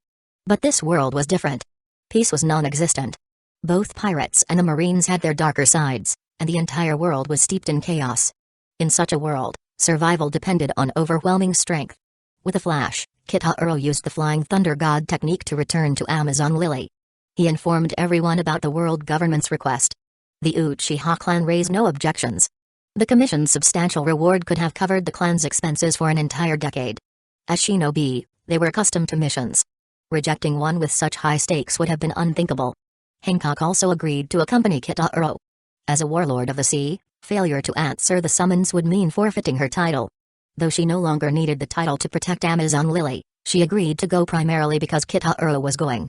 At Manaford with the Whitebeard pirates annihilating the surveillance fleet, tensions in Marine headquarters soared. The port of Manaford became a hub of activity as renowned Marine officers from across the globe arrived to reinforce the stronghold. At the Holy Land of Marijoi's Don Quixote Doflamingo arrives. Doflamingo strutted down from his ship, clad in his iconic pink feathered coat, hands in his pockets, radiating arrogance. Gecko Moria and Bartholomew Klima arrive. Klima held a book in one hand, while Moria sported fresh bandages around his head. Fa-fa-fa-foo. Moria, what's with that look? I heard you got schooled by some kids. Aren't you embarrassed, dragging the warlord's name through the mud like that? Doflamingo's mocking laughter hit its mark. Moria scowled. Doflamingo, you bastard. Turning to Kuma, Doflamingo jeered, Kuma, I heard you let some brats escape at Sabati. What's your connection to them? It has nothing to do with you, Kuma replied coldly, shutting down the conversation. Marshal D. Teach arrives. Blackbeard stepped onto the docks, his booming laughter announcing his arrival. Zahahaha. So this is the Holy Land of Marijoi's? Never thought I'd step foot in the world government's territory. Zahahaha. Dracul Mihawk arrives. Hawkeye strode in with steady steps, his presence commanding respect. Fa-fa-foo. Hawkeye, I didn't expect you to answer the summons so easily. I thought you'd refuse. Hawkeye replied calmly, I simply want to test the gap between myself and that man. Doflamingo was about to continue when his gaze shifted to the sea. A ship was approaching. Not a marine vessel, but one bearing a diamond-shaped emblem, a red and white fan against a blue background. Every eye widened. Even the disciplined marine honor guards tensed. The emblem was unmistakable, it belonged to the hottest rising power in the world. Uchiha Security Company. It's them. What are they doing here? Doflamingo frowned. Just days ago, Uchiha Security had clashed with the world government. Now, they were docking at Marijoi's. The ship reached the port and came to a halt. The greeters stepped forward, announcing loudly, presenting, Kitaro Uchiha. Boa Hancock. Shizue Uchiha. Chapter 103, Typical Meeting. All eyes turned toward the newly arrived ship. Before long, three figures emerged, Kitaro, Boa Hancock, and Shizue. Hancock held onto Kitaro's arm, standing on his right, while Shizue took his place on the left. The trio's entrance instantly captured everyone's attention. Kitaro Uchiha and Shizue Uchiha were the hottest names across the globe right now. Kitaro had fought admirably against two marine admirals, Aokiji and Kizaru, simultaneously, holding his ground without falling behind. Shizue, on the other hand, had faced Kizaru one-on-one and fought to a draw. The marine admirals, once synonymous with terror to pirates worldwide, had somehow been reduced to a new benchmark for strength. Moreover, both Kitaro and Shizue had made headlines by attacking the celestial dragons. One struck down two of them, while the other dealt with one. It almost seemed intentional. If one fought two admirals, he also dealt with two celestial dragons. If one fought one admiral, he took on one celestial dragon. The celestial dragons were no ordinary targets.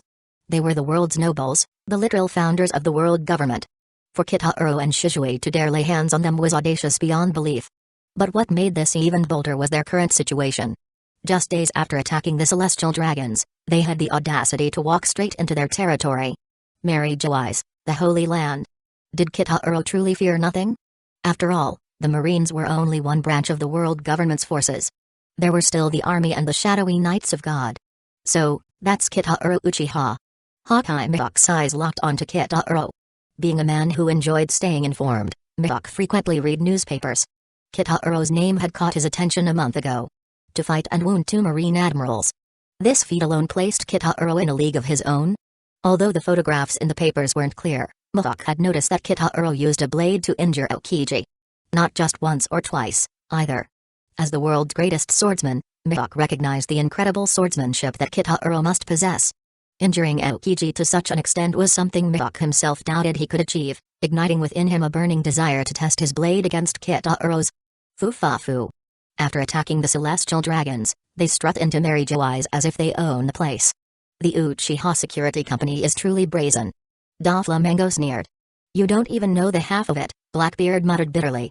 He still hadn't gotten over Kitahuro snatching the Thunder Fruit model, Lightning Human Devil Fruit, Thunder Fruit, right out from under him, only to give it to one of his subordinates instead of keeping it for himself. That fruit could have been his greatest weapon. But Blackbeard had no choice but to swallow his anger. He had fought Kitahuro once and knew he wasn't a match for the young Uchiha. And now, standing before him, Kitahuro seemed even more terrifyingly powerful. Adding insult to injury was Boa Hancock's presence beside him, the world's most beautiful pirate. A sight that only fueled Blackbeard's growing resentment. Kitahuro Uchiha. His shadow must be unimaginably strong. If I could acquire it, I might be able to reclaim my position in the new world. Thought Gecko Maria, glancing at Kitahuro. Bartholomew Kuma said nothing, but his eyes were focused on the man who had shaken the world in mere weeks. Even the Marines tasked with welcoming the guests couldn't hide their tension. Kitahuro surveyed the figures before him.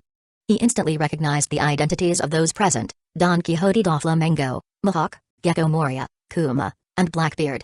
In his previous life, these infamous 7 warlords of the seas had all been well known.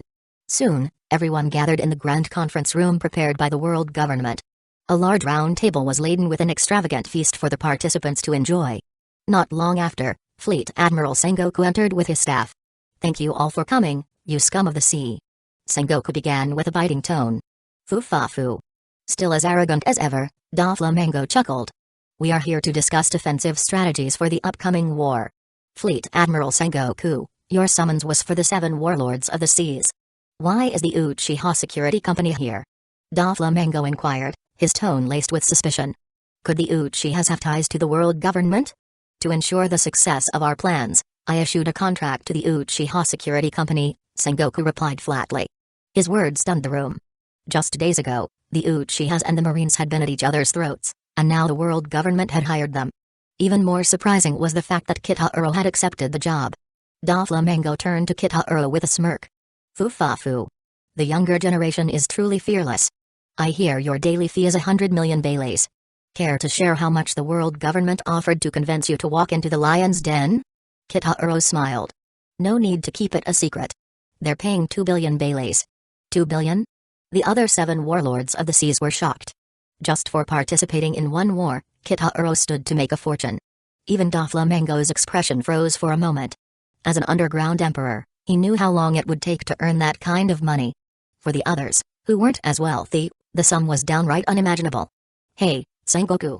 Why is it that we're here to fight Whitebeard's crew for nothing, while they're walking away with 2 billion? Moria protested, frustrated. He desperately needed funds to rebuild his forces after suffering heavy losses. Sengoku responded coldly. Your 7 warlords of the seas, granted special privileges by the world government. In return, it is your duty to answer our summons. TCH. Moria clicked his tongue in irritation. He knew they were being exploited for free labor. With no further objections, the meeting continued. Chapter 104, Whitebeard's Bounty. These are the details of the mission. Does anyone have anything to add? Staff Officer Tsuru outlined the deployment tasks for the 7 warlords of the seas and the Uchiha security company. Hey. This is too unfair. We're risking our lives fighting, while they just stand back and do nothing. Gecko Moria complained indignantly.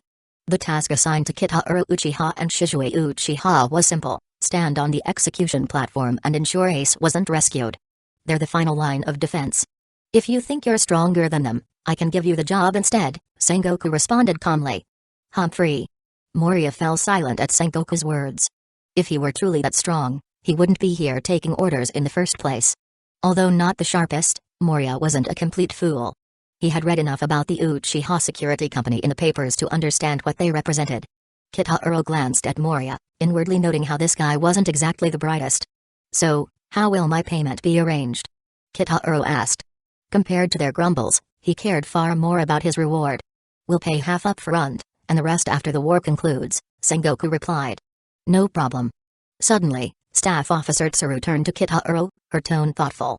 Kitahiro Uchiha, if we asked you to take on Whitebeard directly, how much would it cost? Her question caused a collective pause.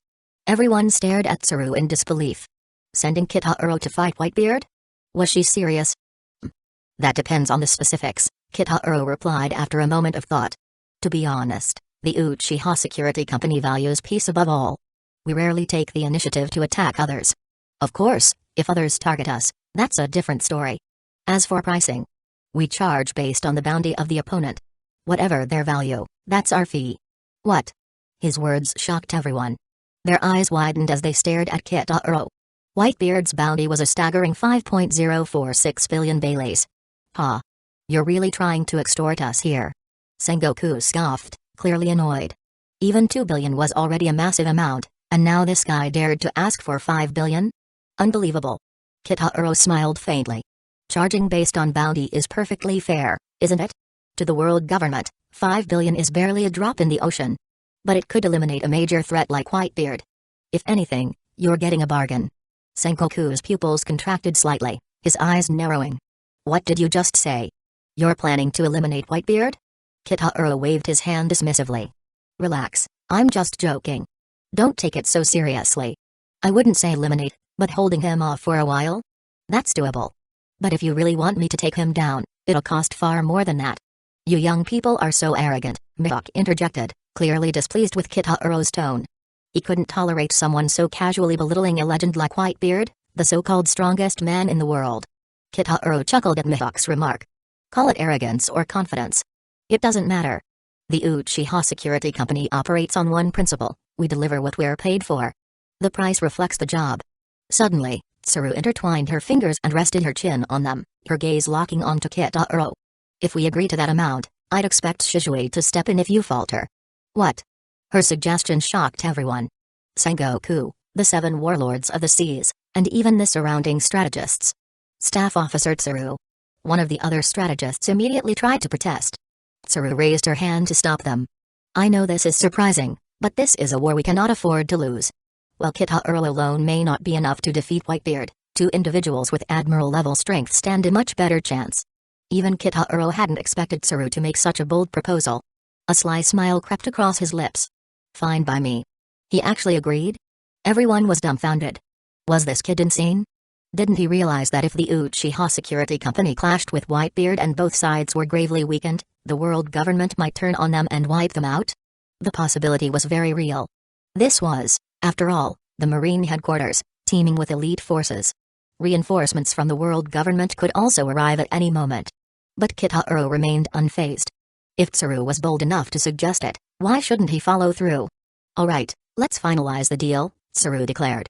She quickly drafted a contract, sealing it with the world government's official stamp. Kitahiro signed his name without hesitation. Foo-fa-fu. What a lunatic. Doflamingo cackled. A guy like this, dancing so close to death, is either a genius or an idiot.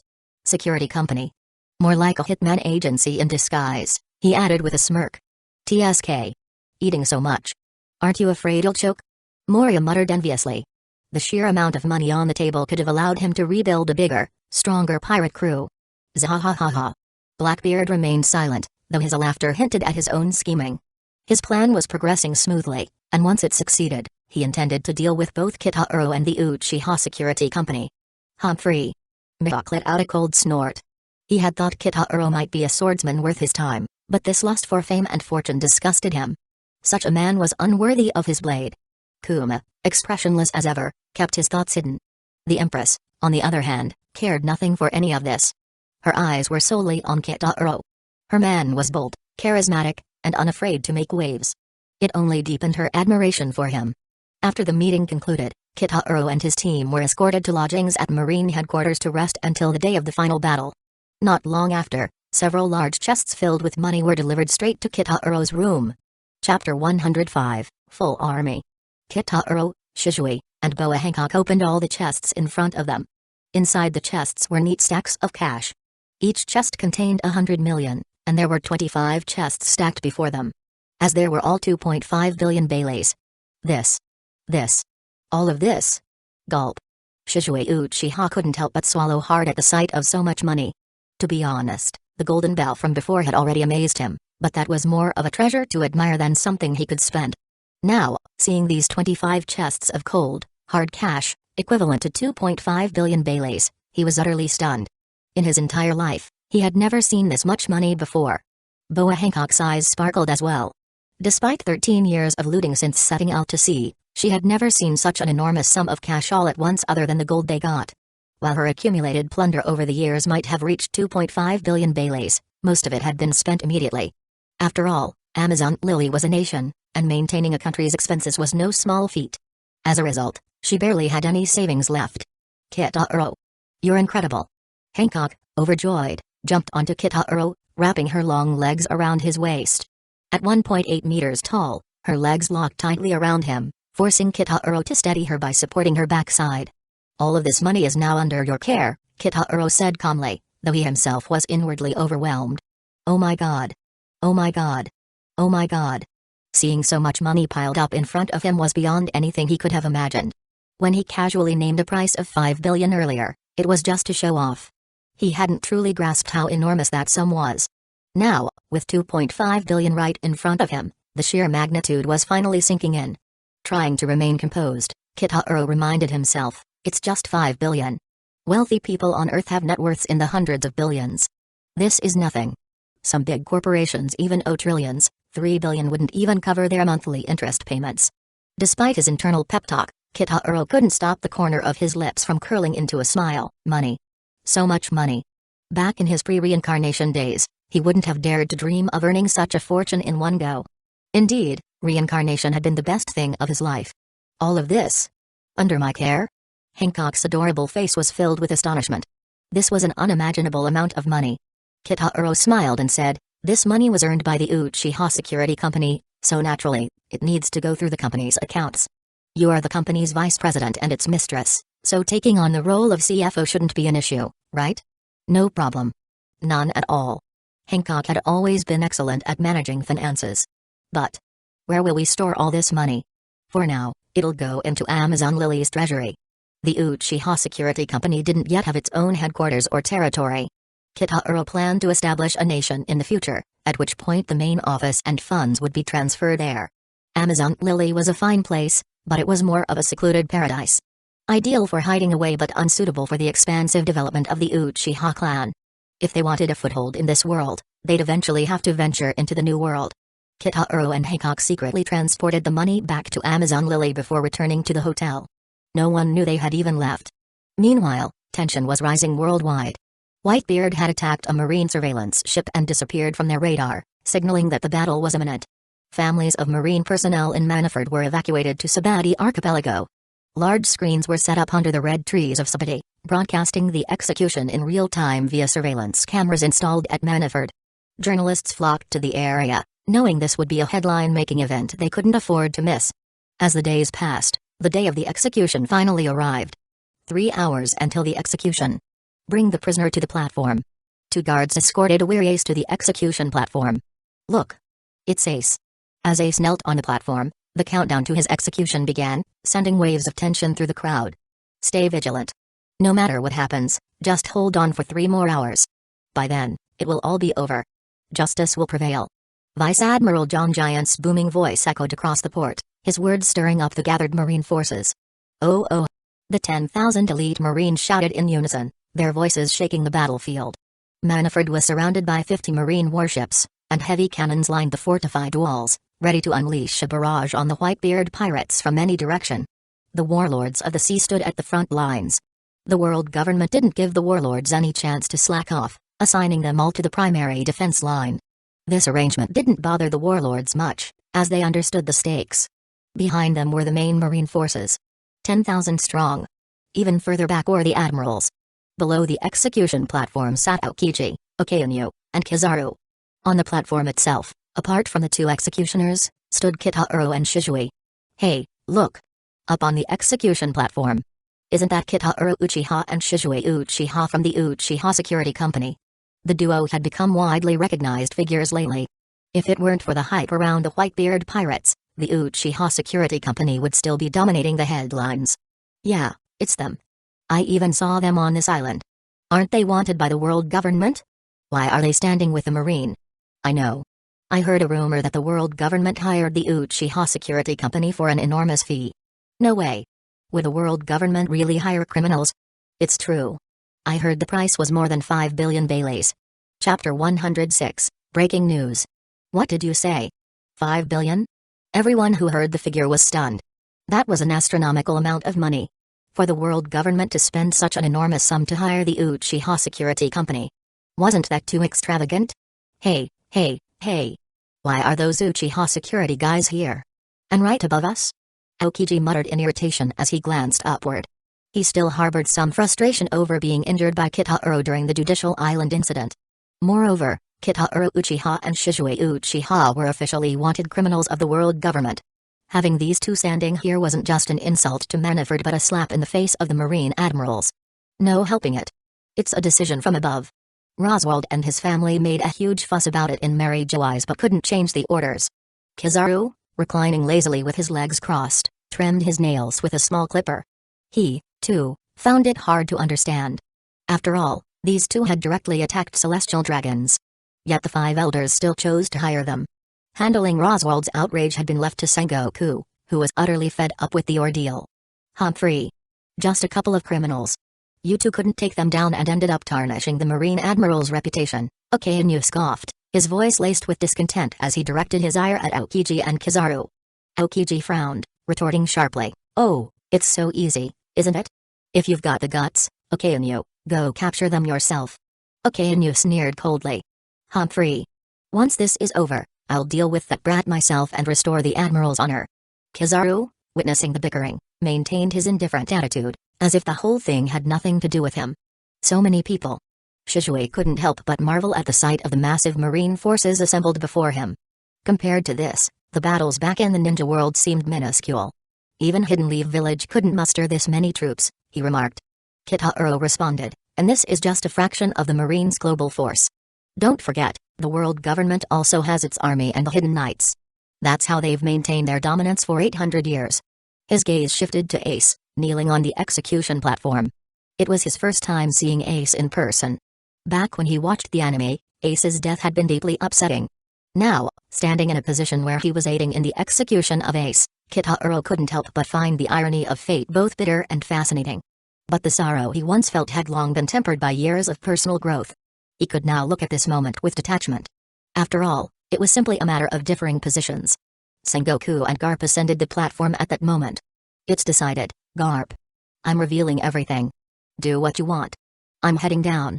Sengoku stepped forward, drawing the attention of all present. Fleet Admiral Sengoku. Bring me the Den Mushi. Yes, sir. The device was promptly handed to him. I have an important announcement for everyone. What? Many were puzzled, unsure of what Sengoku intended to announce at such a moment. This concerns the significance of today's execution of Portgas D. Ace. Significance? Wasn't the execution simply a declaration of war against Whitebeard? On the sidelines, Tsuru consoled Garp, it's not your fault. Bwahahaha. Women always know how to be gentle in times like this, eh, Granny Tsuru? Garp laughed loudly, feigning indifference, though his heart ached. Turning to Ace, Sengoku asked sternly, Ace, state your father's name. Father? What kind of question is that at a time like this? The crowd watching the broadcast murmured in confusion, unsure of Sengoku's intentions. Ace, however, immediately understood. They knew. They had uncovered the identity he hated so much. My father is Whitebeard. No. Ace shouted with intense emotion, yes. My father is Whitebeard and no one else. Sengoku, ignoring him, began to speak, addressing everyone. At the time, we went to great lengths to search every corner of that island because we'd heard that man's child had been conceived there. With scant intelligence from Cypher Paul Zero agent and the faintest of clues, we investigated every newborn child and their mothers. Yet we found nothing. The crowd listened intently as Sengoku continued. That was thanks to the incredible resolve of your mother. A woman who defied all logic and imagination. Driven by an unyielding love for her child, she carried you in her womb for 20 months, deceiving not just us, but the entire world. Her name was Portgas de Rouge, a woman from the island of Bayterilla. Tragically, in giving birth to you, she sacrificed her life. Thus, 1 year and 3 months after your father's death, the child carrying the blood of the world's most notorious man was born. That child was you. Sengoku's voice grew louder, more resolute. You know who your father is, don't you? Portgas de Ace. Is the son of Goldie Roger. What? That's breaking news. Send it to the main office immediately. This is front page material. Reporters scrambled to write as one dropped their pen in shock. Could it be? The Pirate King's bloodline still exists? The shocking revelation from Sengoku left the Marines, the spectators, and viewers worldwide in stunned silence. Goldie Roger, portrayed by the world government as the epitome of evil, was the man responsible for the Great Pirate Era. A time that unleashed chaos, destruction, and suffering across countless nations. And now, his bloodline stood before them. Roger's son. Manfred fell silent, a heavy tension blanketing the air. Even the three admirals frowned, processing this monumental revelation. Chapter 107, Whitebeard is here. Doflamingo chuckled. Oh ho. Now this is some shocking news. Even Gecko Moria showed interest. His biological son survived? That's nothing short of a miracle. I thought everyone connected to Roger was executed back then. About 2 years ago, when you emerged with the surname of your mother, under the banner of the Spade Pirates, going into the sea with your amazing strength and speed, we finally realized Roger's bloodline hadn't ended. At the same time, Whitebeard noticed it too. To nurture you as the next Pirate King, he didn't hesitate to bring the son of his former rival aboard his ship. That's not it. I joined to make Pops the Pirate King. That's what you believe, isn't it?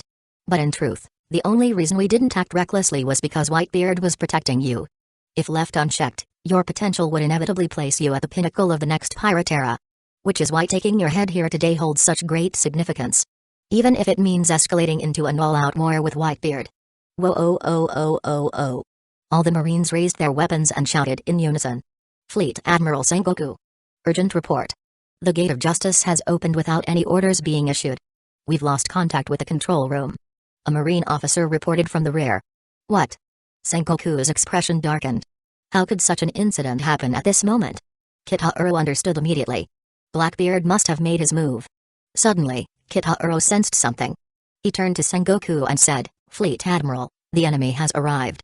Sengoku was taken aback. Where were the enemies? They're here. Everyone, prepare for battle. The lookout personnel shouted urgently. Sengoku raised his head to look into the distance. A fleet of pirate ships had already sailed into view, right in front of Manfred. Where did they come from? It's a massive pirate fleet. Thunder Lord Mgai, the DeKalvin brothers, the Great Maelstrom Spider Squad. These renowned figures are all captains who've shaken the new world. Sengoku shouted nervously, where's Whitebeard? Confirm his location immediately. A total of 43 ships. But there's no sign of Whitebeard or his division commanders. Still, these are undoubtedly pirates under Whitebeard's flag. Shall we open fire? Hold for now. Whitebeard must be nearby. He's up to something. Maintain strict surveillance of the sea. The Marines remained on high alert, their eyes darting nervously to every movement. While the notorious captains were dangerous, the most terrifying presence was still the man known as the world's strongest. Whitebeard. Foo. This is too exciting. I can't hold back anymore. Come on, Whitebeard. Doflamingo shouted gleefully. Gecko Moria, equally eager, thought to himself. If he could collect Whitebeard's corpse and shadow during this war, it would be the ultimate jackpot, compensating for the loss of his years of hard work. Blub. Blub. Bubbles began surfacing in the waters of the inner bay near Manfred. Sengoku's heart sank at the sight. No. It can't be. Soon, a shadow emerged beneath the bay's surface. Splash. The Moby Dick has appeared. 4 massive ships erupted from underwater and landed on the sea. Leading them was Whitebeard's infamous flagship, the Moby Dick. Clunk. Clunk. Clunk. A figure stepped onto the deck, each step heavy, as if weighing on everyone's hearts. Clunk. The figure stood at the bow, his large naginata planted beside him. He was a giant of a man, with a sailor's headband, a bare chest, and a white coat draped over his shoulders.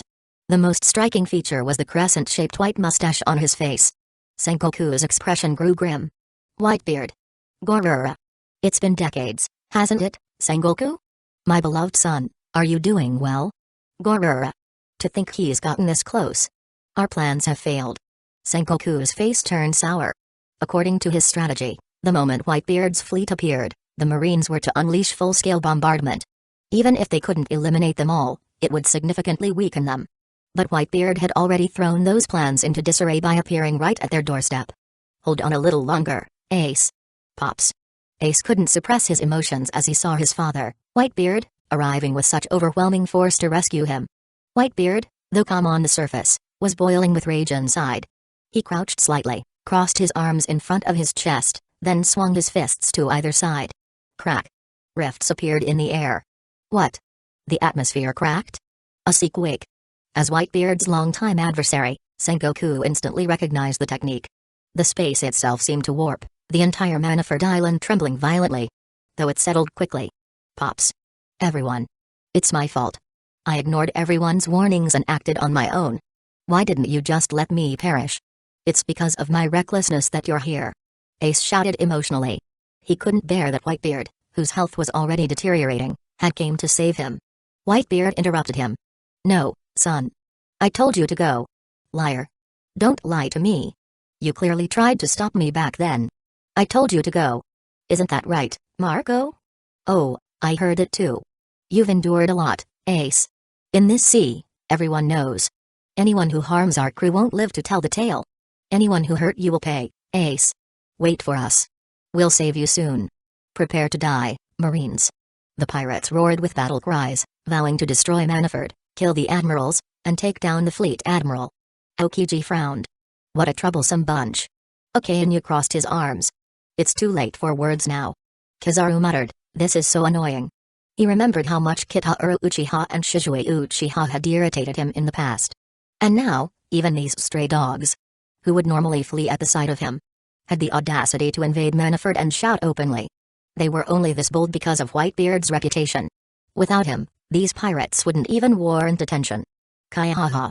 We've got the 7 warlords, the full might of Marine HQ, 3 admirals, and 100,000 soldiers here. Whitebeard, how are you planning to take us down with your measly 40 pirate ships? Gecko Moria jeered excitedly. Foo-fa-foo. This is exhilarating. Doflamingo grinned, his bloodlust barely contained. After all, this could be the war where he took Whitebeard's head. Suddenly, a deafening rumble shook the ground. What's that tremor? The ground beneath Manafort quaked violently, making it hard for people to stay on their feet. On both sides of the base, the surrounding ocean rose dramatically, forming 2 colossal waves, each over 1,000 meters high, surging toward Manafort. It's a tsunami. So massive. Sengoku's expression darkened. Don't think that just because we have the numbers, we're guaranteed victory. We could be the ones facing the end here. That man. He possesses the power to destroy the world itself. War has begun. The sight of the enormous waves made it clear to everyone that the battle between Marine HQ, the 7 warlords, and the Whitebeard pirates had truly started. Run. It's a tsunami. Shizue, standing nearby, was visibly shocked. What a massive tsunami. He couldn't fathom the kind of power that could trigger such an enormous tidal wave. Kitauro calmly explained, it's the power of the tremor fruit. It allows him to create massive vibrations. That was a sequake he just triggered. Even though he'd seen it in the anime, witnessing such a force in person was an entirely different experience. What monstrous power. So this is the stuff of legends. Foo-foo-foo-foo. Doflamingo laughed in delight. Meanwhile, the Marines were stricken with terror, their faces pale. Gorura. Whitebeard roared with laughter. In response, Aokiji leaped from his chair, his body covered in ice. Ice Age. He unleashed a wave of freezing energy, extending ice spears from his palms that struck the oncoming tsunamis. The massive waves froze instantly, solidifying into colossal walls of ice towering over Manafort. It stopped. We're safe. The Marines let out sighs of relief. If those waves had crashed down, who knew how many would have survived? Whitebeard shifted his gaze to Aokiji. Aokiji, huh? You've grown into quite the troublesome one, haven't you? Aokiji retaliated with a barrage of icy spears. Ice spikes. Whitebeard responded with a simple punch into the air. Crack. The ice shattered, and Aokiji's body crumbled into pieces before dropping into the sea below. In an instant, the freezing cold spread across the bay, solidifying the water and immobilizing the pirate ships. The Whitebeard pirates were now trapped, unable to retreat. Fire the cannons. Destroy the Moby Dick. Explosions echoed as countless cannonballs rained down on Whitebeard's flagship and the 3 other pirate ships beside it. Boom. Boom. Boom. Perfect, now we've got a solid foothold. Attack. Show them what we're made of. Push forward. Don't stop. The pirates charged toward Manafort, while the Marines responded in kind. Marines, engage. Hold them at the walls. The gates of Manafort opened, releasing waves of soldiers who clashed with the pirates in a chaotic battle. Amidst the fighting, the commanders of the Whitebeard pirates emerged, facing off against Marine vice admirals. Sengoku watched grimly. It's begun at last. This wasn't just a battle for Manafort. It was a fight for the survival of the Marine itself.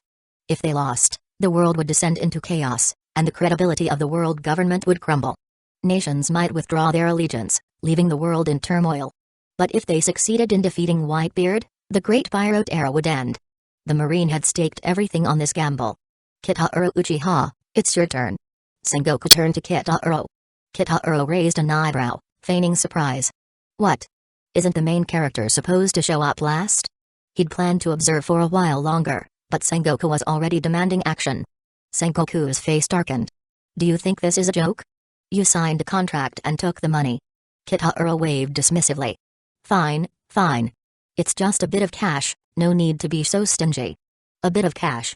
That was 5 billion. Sengoku roared. The nerve of this brat. The government had offered Whitebeard's bounty of 5 billion, and Kitaro demanded the same amount upfront. If it hadn't been approved by higher-ups, Sengoku wouldn't have agreed to such a ridiculous deal. Kitaro nonchalantly picked his ear. Yeah, 5 billion. Got it. I'll fight like it's worth 5 billion. Don't worry. I'll make it worth your while. With a light push off his toes, Kitaro soared into the air, drifting toward Whitebeard. The battle between Kitaro and Whitebeard was about to begin. Chapter 108, Madara Style. Initially, nearly all the cameras focused on the execution platform. However, as Kitaro moved, the cameras quickly shifted to him. The image of Kitaro Uchiha soaring through the sky was fully broadcasted to the entire world. Flying? He's actually flying. Is that really flying? How is he doing that? Seeing Kitaro casually flying toward Whitebeard with his hands in his pockets, countless people were stunned. Flight. A power humanity has long dreamed of. Was nothing but a fantasy for most. Some achieved it with tools, others through devil fruits that granted flight abilities, and a few masters of the 6 powers could temporarily stay airborne with moonwalk. But none of that was true flight. What Kitaro demonstrated was something entirely different. This was real flight. Sengoku's expression hardened. He had anticipated that Kitaro Uchiha might have some hidden abilities, but he hadn't expected flight. Flight was an incredibly troublesome power. Able to attack and retreat at will. In many situations, those who could fly and has such power, were nearly impossible to deal with. The sight of Kitaro flying also reminded Sengoku of someone. A man who had caused the Navy headquarters significant problems and whose whereabouts the world government still hadn't uncovered. Many present couldn't help but take notice of Kitaro's display. Oh? How surprising. So, he can even fly? Kizaru's astonishment was genuine. Humphrey. Akainu snorted disdainfully. To him, flight was nothing more than a flashy trick. Against his magma, everything would be obliterated. What an idiot. Flying into the air like a target. Die. Several pirates immediately took aim at Kitaro and fired. Bang. Bang. Bang. Bullets and cannonballs soared toward him. Boom. Boom. Boom. Boom. Explosions erupted in the air. Did we get him? The pirates, seeing their attacks hit, grew excited. Kitaro wasn't just any bounty head. His 3 billion Bailey bounty symbolized immense fame. Whether they could claim the money from the world government didn't matter, just taking down Kitaro Uchiha would skyrocket their reputations. They had envied Kitaro's fame for a long time. But soon, the smoke cleared. Surrounding Kitaro's body was a gigantic orange-yellow exoskeleton, shielding him from every attack. What is that? Many were shocked by the sight of Kitaro's Susanoo, realizing it had blocked even cannon explosions. Kitaro descended slowly to the ground, his movements deliberate and controlled. A faint smirk played on his lips. Flying might be flashy, he mused, his voice calm yet carrying a commanding edge. But in the end, staying grounded gives me more flexibility. It's better for a real fight. Besides, his Sharingan glinted ominously. I need to make a scene here. With a resigned sigh, he added, almost to himself, business is business. Straightening up, he let his aura radiate powerfully. Well then. His tone shifted, sharp and decisive. Let's begin. Kitahuro began walking toward Whitebeard's ship. His pace quickened with each step. Stop him. Seeing Kitahuro approaching, countless pirates charged at him. Bang. Bang. Bang. Gwa. Anyone who faced Kitahuro was instantly sent flying. Engaging the pirates with nothing but hand-to-hand combat, Kitahuro swiftly dominated. Die. A pirate swung a blade at him. Kitahuro instantly grabbed the pirate's wrist, snatched the blade, and slash. Cut the man's throat. Perish. Bang. Another pirate snuck up from behind, aiming a pistol at the back of Kitahuro's head. With a slight tilt, Kitahuro easily dodged the bullet. He grabbed the pirate's wrist and hurled him like a cannonball, smashing through several others. Disappear. A pirate armed with a Gatling gun unleashed a barrage of bullets. Kitahuro weaved through the hail of bullets with swift, precise movements, closing the distance in an instant. Grabbing the man's face, Kitahuro slammed him down onto the icy ground. Boom. The ice shattered, and the pirate passed out instantly, his eyes rolling back. More pirates surged forward, weapons drawn, launching relentless attacks. Kitahuro evaded with ease, counterattacking each time. Not a single pirate could last more than one exchange. Pressing forward through the horde of pirates, Kitahuro steadily advanced toward Whitebeard. Stop him. Don't let him get near Pops. Ah. Gwa. More pirates charged, but nothing could slow Kitahuro. Every pirate who encountered him was either knocked out or killed. Those who were lucky enough to survive had broken bones, the less fortunate lost their lives. Kitahuro's performance shocked everyone. While the casual observer marveled at the spectacle, the experts saw the terrifying reality. Though Kitahuro hadn't used any devastating moves, his combat instincts and skills were undeniably top tier. He was a walking killing machine. How scary, Kizaru murmured, his usual sarcasm replaced with genuine awe. He was fully aware that Kitahuro hadn't even used his most destructive abilities yet. Okainu said nothing, but the intensity in his gaze toward Kitahuro deepened. Fufufafu. So this is Kitahuro Uchiha. What a monstrous freak. Doflamingo's grin faltered as he stared at Kitahuro in shock. Clearly, this man's reputation was no exaggeration. What a strong guy. Truly impressive. Moria's eyes sparkled. He seemed to already be fantasizing about stealing Kitahuro's shadow or corpse. He is powerful. Hawkeye, previously dismissive of Kitahuro, now looked serious. The man's combat sense, skills, and swordsmanship made him one of the world's greatest swordsmen. Meanwhile, Boa Hancock gazed at Kitahuro with admiration. In her eyes, her man was simply too dashing. Unknowingly, a war involving tens of thousands had become Kitahuro's solo showcase, one man overpowering numerous pirate crews. This brat. Even Whitebeard couldn't ignore Kitahuro Uchiha anymore.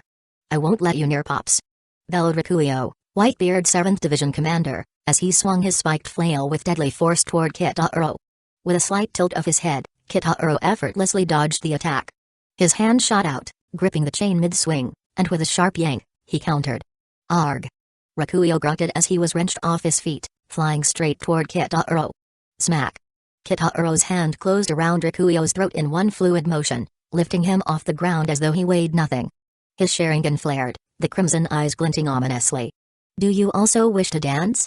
Kitahuro asked, his tone calm but chilling, a mocking smile playing on his lips.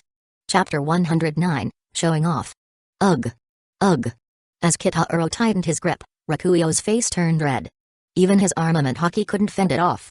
Let go of Captain Rikuyo. A group of pirates charged at Kitahuro, but he casually hurled Rikuyo in their direction with immense force. Arg.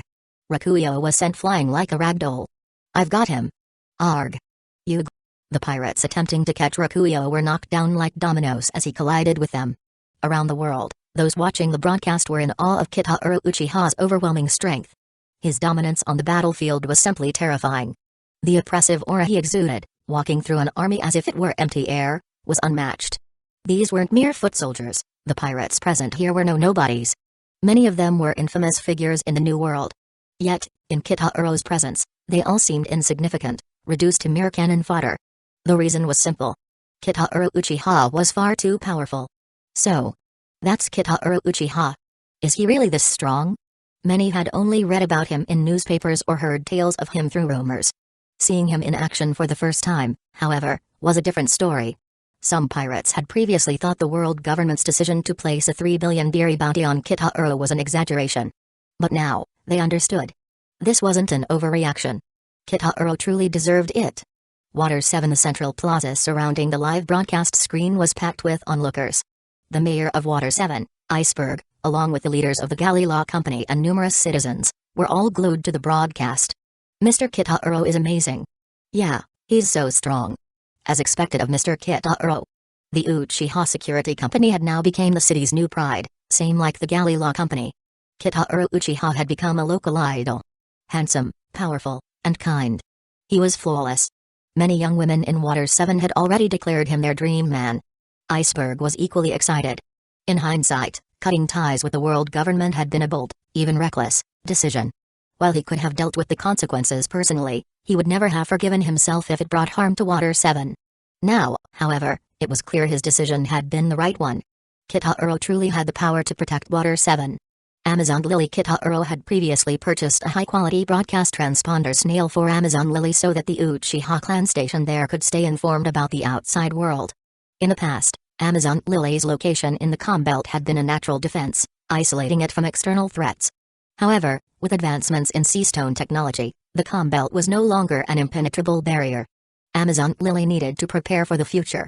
Everyone on the island gathered in the Uchiha clan's territory to watch the Great War unfold. Lord Kitahuro is so strong. He's incredible. Those guys are no match for him at all. As expected of Lord Kitahuro. Praises for Kitahuro echoed throughout the crowd. Kitahuro has grown stronger. A lot, Fugaku Uchiha said, deeply moved. He had watched Kitahuro grow up. Before the age of 6, Kitahuro seemed ordinary. But after turning 6, he began demonstrating incredible talent, slaying countless enemies on the battlefield and earning great merit for Hidden Leaf Village. In hindsight, Kitahuro might not have grown stronger at 6. Perhaps he had always been a prodigy, simply choosing to hide his abilities until there was no longer a need to do so. Once his potential was unleashed, he became stronger at a visible pace, seemingly without limit. In the shinobi world, Kitahuro's fame soared, eventually earning him the title of Sword God. He was the only person of his era to be called a god. Go, Kitahuro. Make the world tremble in the name of the Uchiha. Fugaku felt proud seeing this. I'll definitely become amazing like my brother and brother Kitahuro. Sasuke's eyes were shining. Suddenly, a booming voice interrupted the battlefield. Everyone, clear the way. Diamond Jazu, the 3rd Division commander of the Whitebeard Pirates, bellowed loudly. Jazu plunged his hands into the icy ground. With veins bulging and muscles straining, Jazu lifted a massive block of ice from the frozen battlefield. Crack. The ice shattered, revealing an enormous chunk that Jazu heaved into the air. Take this. He hurled the giant ice block toward Kitahuro with all his might. Whoa. It's an ice block. That thing's huge. Everyone watching was stunned by the sight of the mountain-sized ice chunk flying through the air. The sheer strength required to throw it was unimaginable. Jazu taunted, if you've got what it takes, try stopping this. The colossal ice block cast a massive shadow as it descended, like a mountain falling from the sky. Run.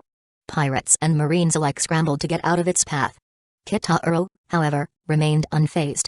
A faint smile curled on his lips. With a light tap of his foot, he leaped into the air, reaching the ice block in an instant. Raising one hand, he stopped the massive block midair. The world seemed to freeze. What? How is this possible? Everyone watching, from the battlefield to the farthest corners of the world, was left speechless. Kitahuro had stopped the massive ice block with a single hand, holding it suspended in the air, using Earth-style, lightened boulder jutsu. That's insane. How can someone lift something so huge? Who the hell is he? Some viewers, unfamiliar with Kitahuro, asked in disbelief. You don't know him? That's Kitahuro Uchiha, president of the Uchiha Security Company. He's the man whose first bounty from the world government was set at 3 billion baileys. Jazu's face darkened. That bastard. Kitahuro glanced at the ice block in his hand and smirked. Ice is nice and all, but I don't like cold things. You can have it back. Kitahuro tilted his head slightly, a faint smirk tugging at his lips as he tightened his grip around the massive ice block. Catch Chapter 110, Thunder Emperor. Kitahuro hurled the massive chunk of ice straight toward Whitebeard. Run for your lives. This time, the pirates were the ones panicking, scattering in all directions. Being crushed by such a massive iceberg would spell certain death. Seeing the danger, Whitebeard finally made his move. His left hand clenched into a fist. Buzz. A spherical vibration field materialized around his fist, pulsating with white energy. He swung his fist directly at the colossal iceberg. Crack. Crack. The air shattered like fragile glass as the force of the shockwave rippled outward. Boom. The enormous ice block exploded midair, shattering into countless fragments that rained down upon the frozen battlefield. Tempest kick, flaming bird. From the sky, Kitaro raised his leg and unleashed a fiery, bird-shaped slash aimed at Whitebeard. Whoosh! A phoenix-like bird, engulfed in brilliant blue flames, soared upward to meet the attack head-on. Boom! The fiery red bird and the azure phoenix clashed, erupting into a massive explosion. Ugh! The sheer force of the blast made many instinctively raise their arms to shield themselves. Whoosh! As the flames dispersed, a figure emerged in midair. His arms transformed into the vast, fiery wings of a blue phoenix, while his legs turned into talons sharp as blades. It was none other than Marco, the 1st Division commander of the Whitebeard Pirates. The Phoenix. At that moment, Marco's abdomen was nearly severed, a deep gash slicing across his torso. What kind of body does he have? Even after such a devastating attack, he's still standing. Kizaru spoke up with a leisurely tone, as expected of a rare ability. A zone-type mythical beast. The bird fruit, Phoenix Muddle. No matter how severe the injury, he regenerates with those flames. Truly frightening. The Whitebeard Pirates. From above, Marco winced but kept his focus on Kitaro, a sly grin forming on his lips. Did you really think I'd let you fight our king that easily, huh? Sensing something, Marco's eyes darted skyward. Crackle. Suddenly, a blinding pillar of lightning descended from the heavens, its sheer power tearing through the sky as it slammed into the ground. Boom. The massive lightning bolt engulfed Marco, piercing through to the frozen surface below. Arg. Ah. The blast's shockwave sent countless pirates and marines flying. Marco. Shouts of alarm echoed as the pirates saw Marco struck by the devastating lightning. Crash. As the smoke cleared, a massive crater appeared in the ice, with Marco standing at its center, seemingly unharmed. A figure emerged a short distance from him, eyes cold as steel. Our president isn't someone you can touch so casually. It was Shizue Uchiha, the 1st Division commander of the Uchiha Security Company. Thunder Emperor Shizue Uchiha. Shizue had become a household name recently, known for fighting a celestial dragon and going toe-to-toe with Kizaru of the Marine. As a wielder of the Rumble fruit, Shizue's mastery of lightning was unparalleled, earning him the title Thunder Emperor. In fact, Shizue had gained a moniker even before Kitaro did because of his action and reputation of his devil fruit. Many in the world's most influential circles now regarded the Uchiha Security Company as being on par with the 4 emperors. If Kitaro were to fully enter the new world, the emergence of a 5th emperor seemed inevitable. See? It's not that I don't try. It's just that the Uchiha clan is filled with monsters. Kizaru shrugged, seemingly exonerating himself. The world government often accused him of slacking during the Sabati Archipelago incident. But they misunderstood him. He genuinely gave it his all. He just couldn't win. And really, why should he risk his life? With Kitaro, Silver's Rayleigh, and Shizue present, it was a 3-on-1 situation. He was just an employee, there was no need to die on the job. If he had been chased down by Kitaro, even his Glinglint fruit model, light human devil fruit abilities wouldn't guarantee an escape. The world was changing too fast. Monsters like Kitaro and Shizue had appeared out of nowhere, upending the established order. Humphrey. Okainu snorted coldly. He knew Kizaru's lazy personality all too well. If Kizaru had returned from Sabati covered in wounds, he might have believed his claims of trying hard. But coming back without a scratch? That would be suspicious if he wasn't Kizaru. Yet the emergence of Shizue Uchiha, another powerhouse from the Uchiha Security Company, was a troubling development. To Okainu, criminals like these possessing such powerful devil fruits was an unforgivable crime. Hino. Thunderbird.